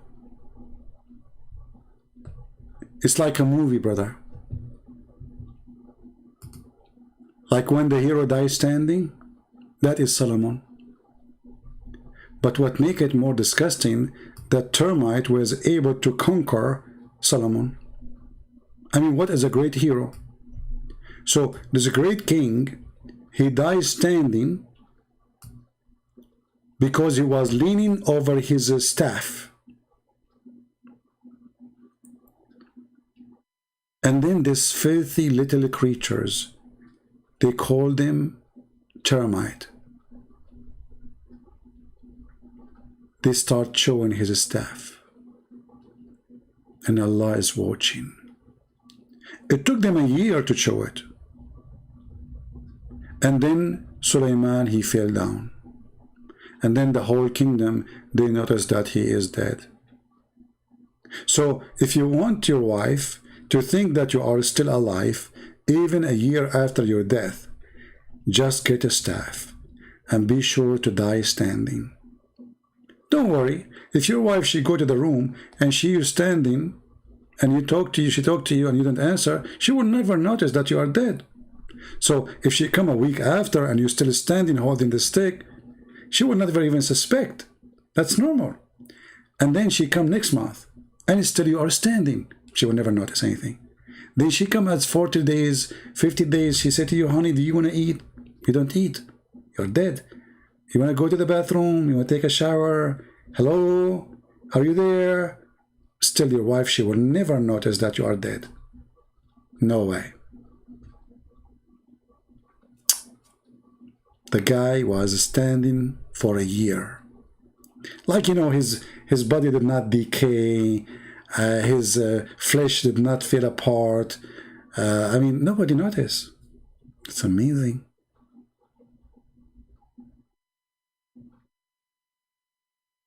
I can do that, by the way. I can die standing. I can die lying down, and nobody will notice.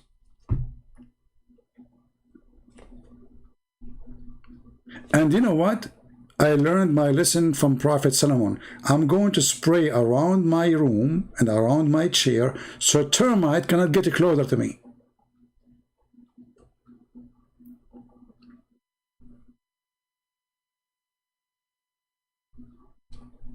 This is the knowledge of Allah. Allah is all hearing, all knowing. So he go back on time, he have a time machine, and he learned what happened to Sulaiman, that he have a genie, and he have an army of a chicken, and he have a flying carpet.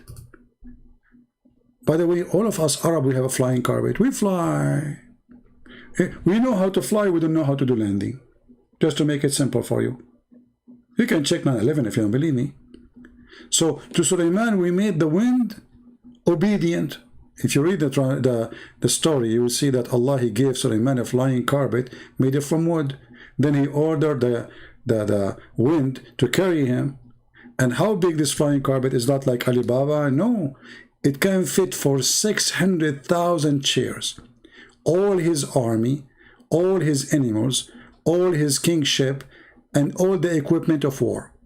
In the top of a flying carpet. Brother. True story. Allah is all-knowing.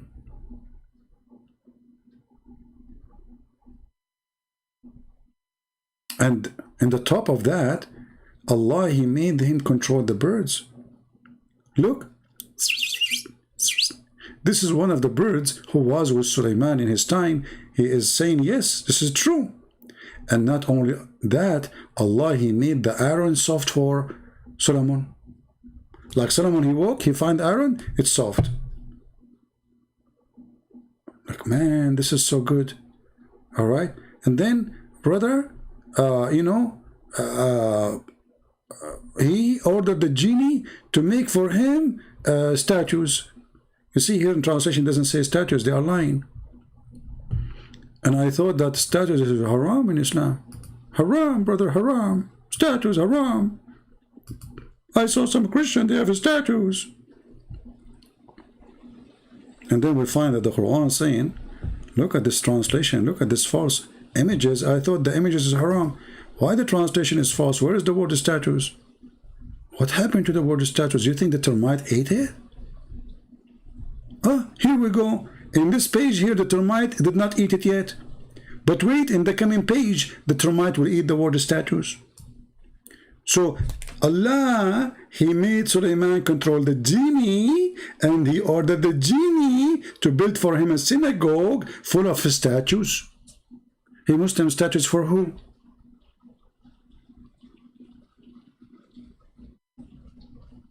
Hello? Statues is haram, brother. Haram. Pagan, haram, brother. Look, what?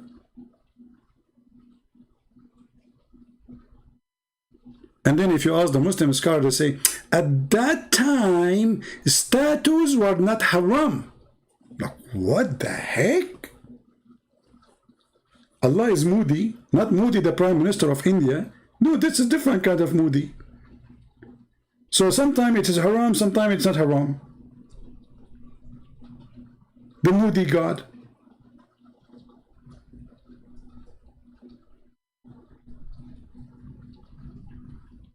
I don't know what to say to you. I know that all of you are jealous because the Prophet of Allah, he knows everything and Allah told him everything. You know, there's one thing I don't understand. The Quran did not mention cockroaches. I mean, he mentioned flying carpet, flying donkey. He mentioned the spider, the talking ant, the talking bird. I mean, it's like a zoo. And then, and he mentioned pigs and monkeys, but there is no cockroaches. Weird. Oh, I think Allah, he mentioned cockroaches. Hold on.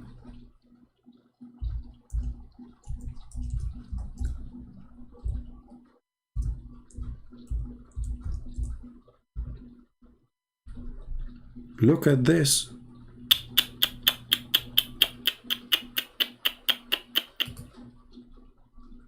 This God, he speaks very good Arabic.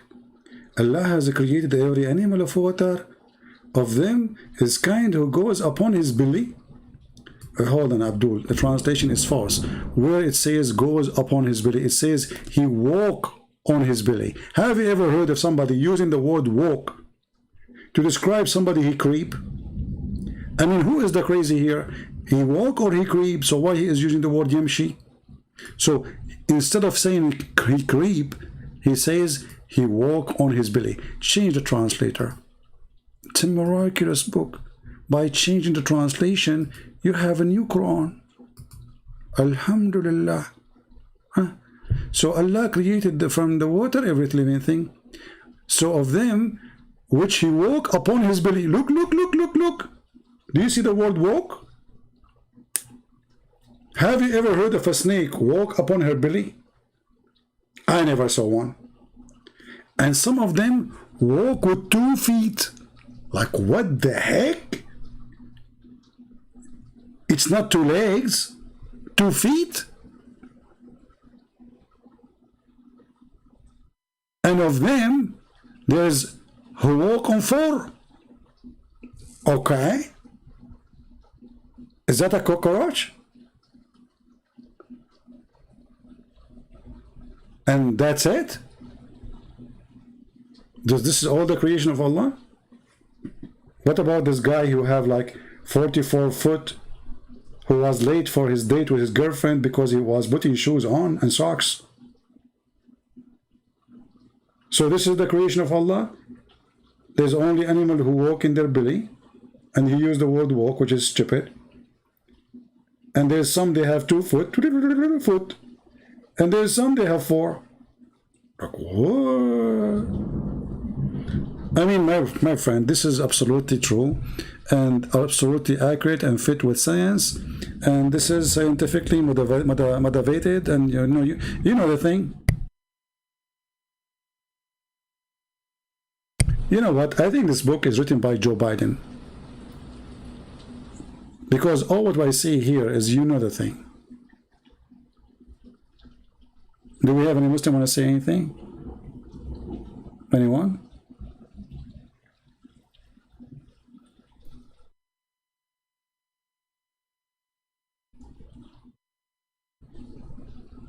Where's the guy he was calling me coward?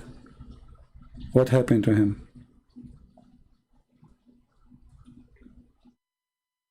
Oh, there's many verses like this in the Quran.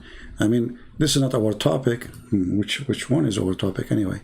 Look at this. Hold on. Let me show you this one. You are refreshing my memory now.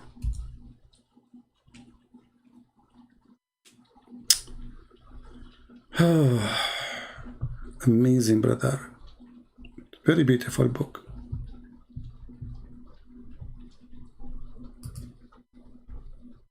This knowledge cannot be from normal human being. There's no way, brother. Read with me and laugh. Chapter 35, verse number 1. I mean, look at this God. Have you ever heard of a God speaking, saying, all praise is due to Allah? Allah is talking now? Oh, okay, let it go. The originator of the heaven and the earth. Look, he will prove it to you. Okay, Mr. Originator. The maker of the angels. Made in Mercedes. Okay. Apostle flying on wings. What? 2 and 3 and 4?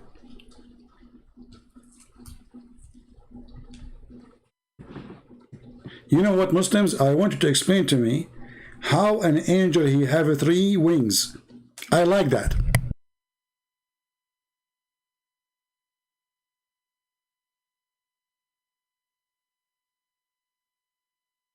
Three wings.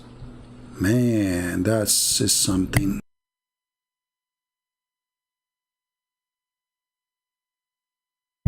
I don't know. I don't know if I should draw for you an angel with 3 wings.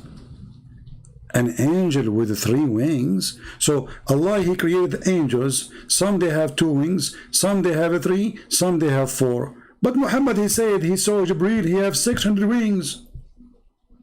And there it says, and he increased in his creation what he pleases. Okay, did he increase later? But this is when the Quran received by Muhammad. And the one who delivered this Quran, saying to Muhammad, angels have 2 wings, 3 wings, 4 wings. He himself, he have 600. I mean, who is the stupid here?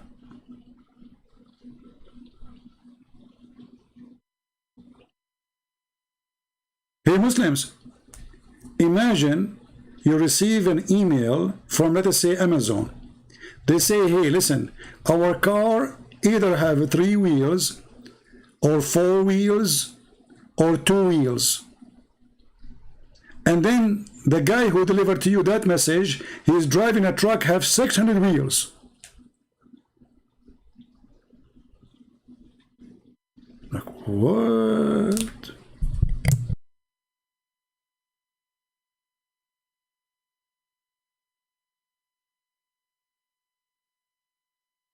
I'm truly convinced, to be honest with you. It is time to be convinced.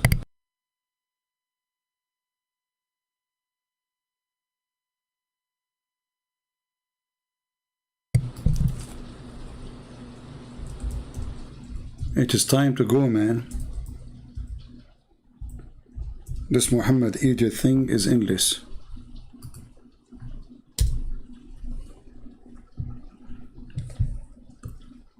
The Prophet, he saw Jibreel and he have 600 wings.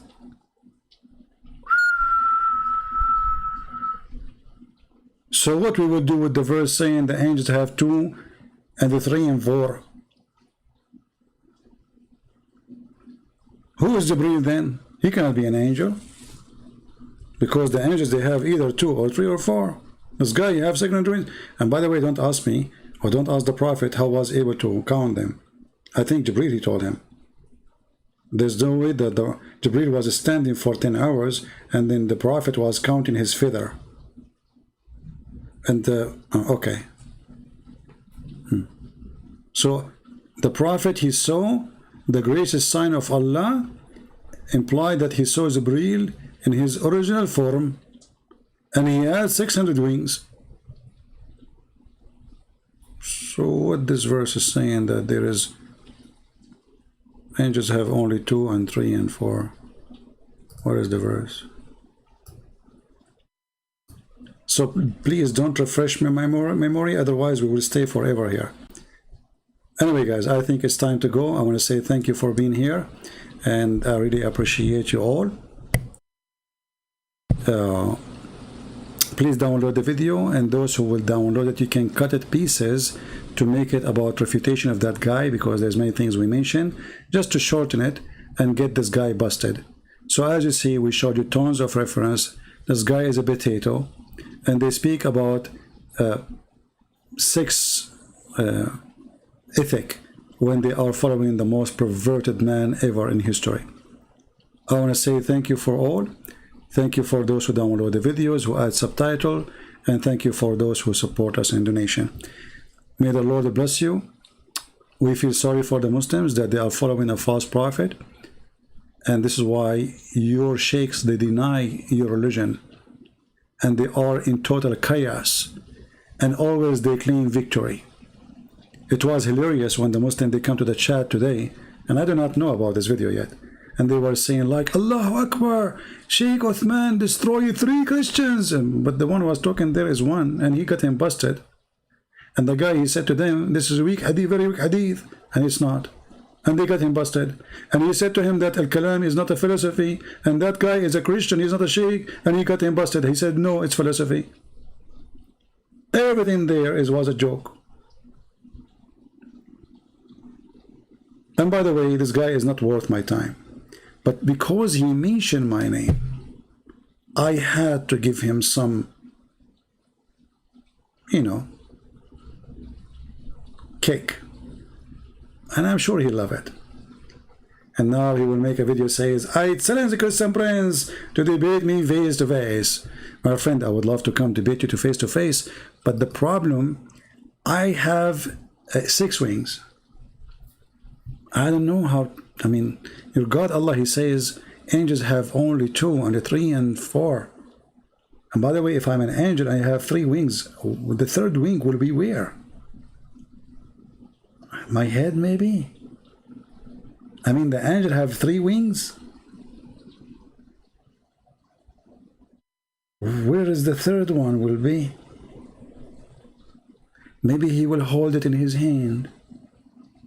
Maybe this wind is a spare, like a car, like if you have a flight. Oh, I remember there's here we go. How I'm going to leave? There's an angel, his name is Photros.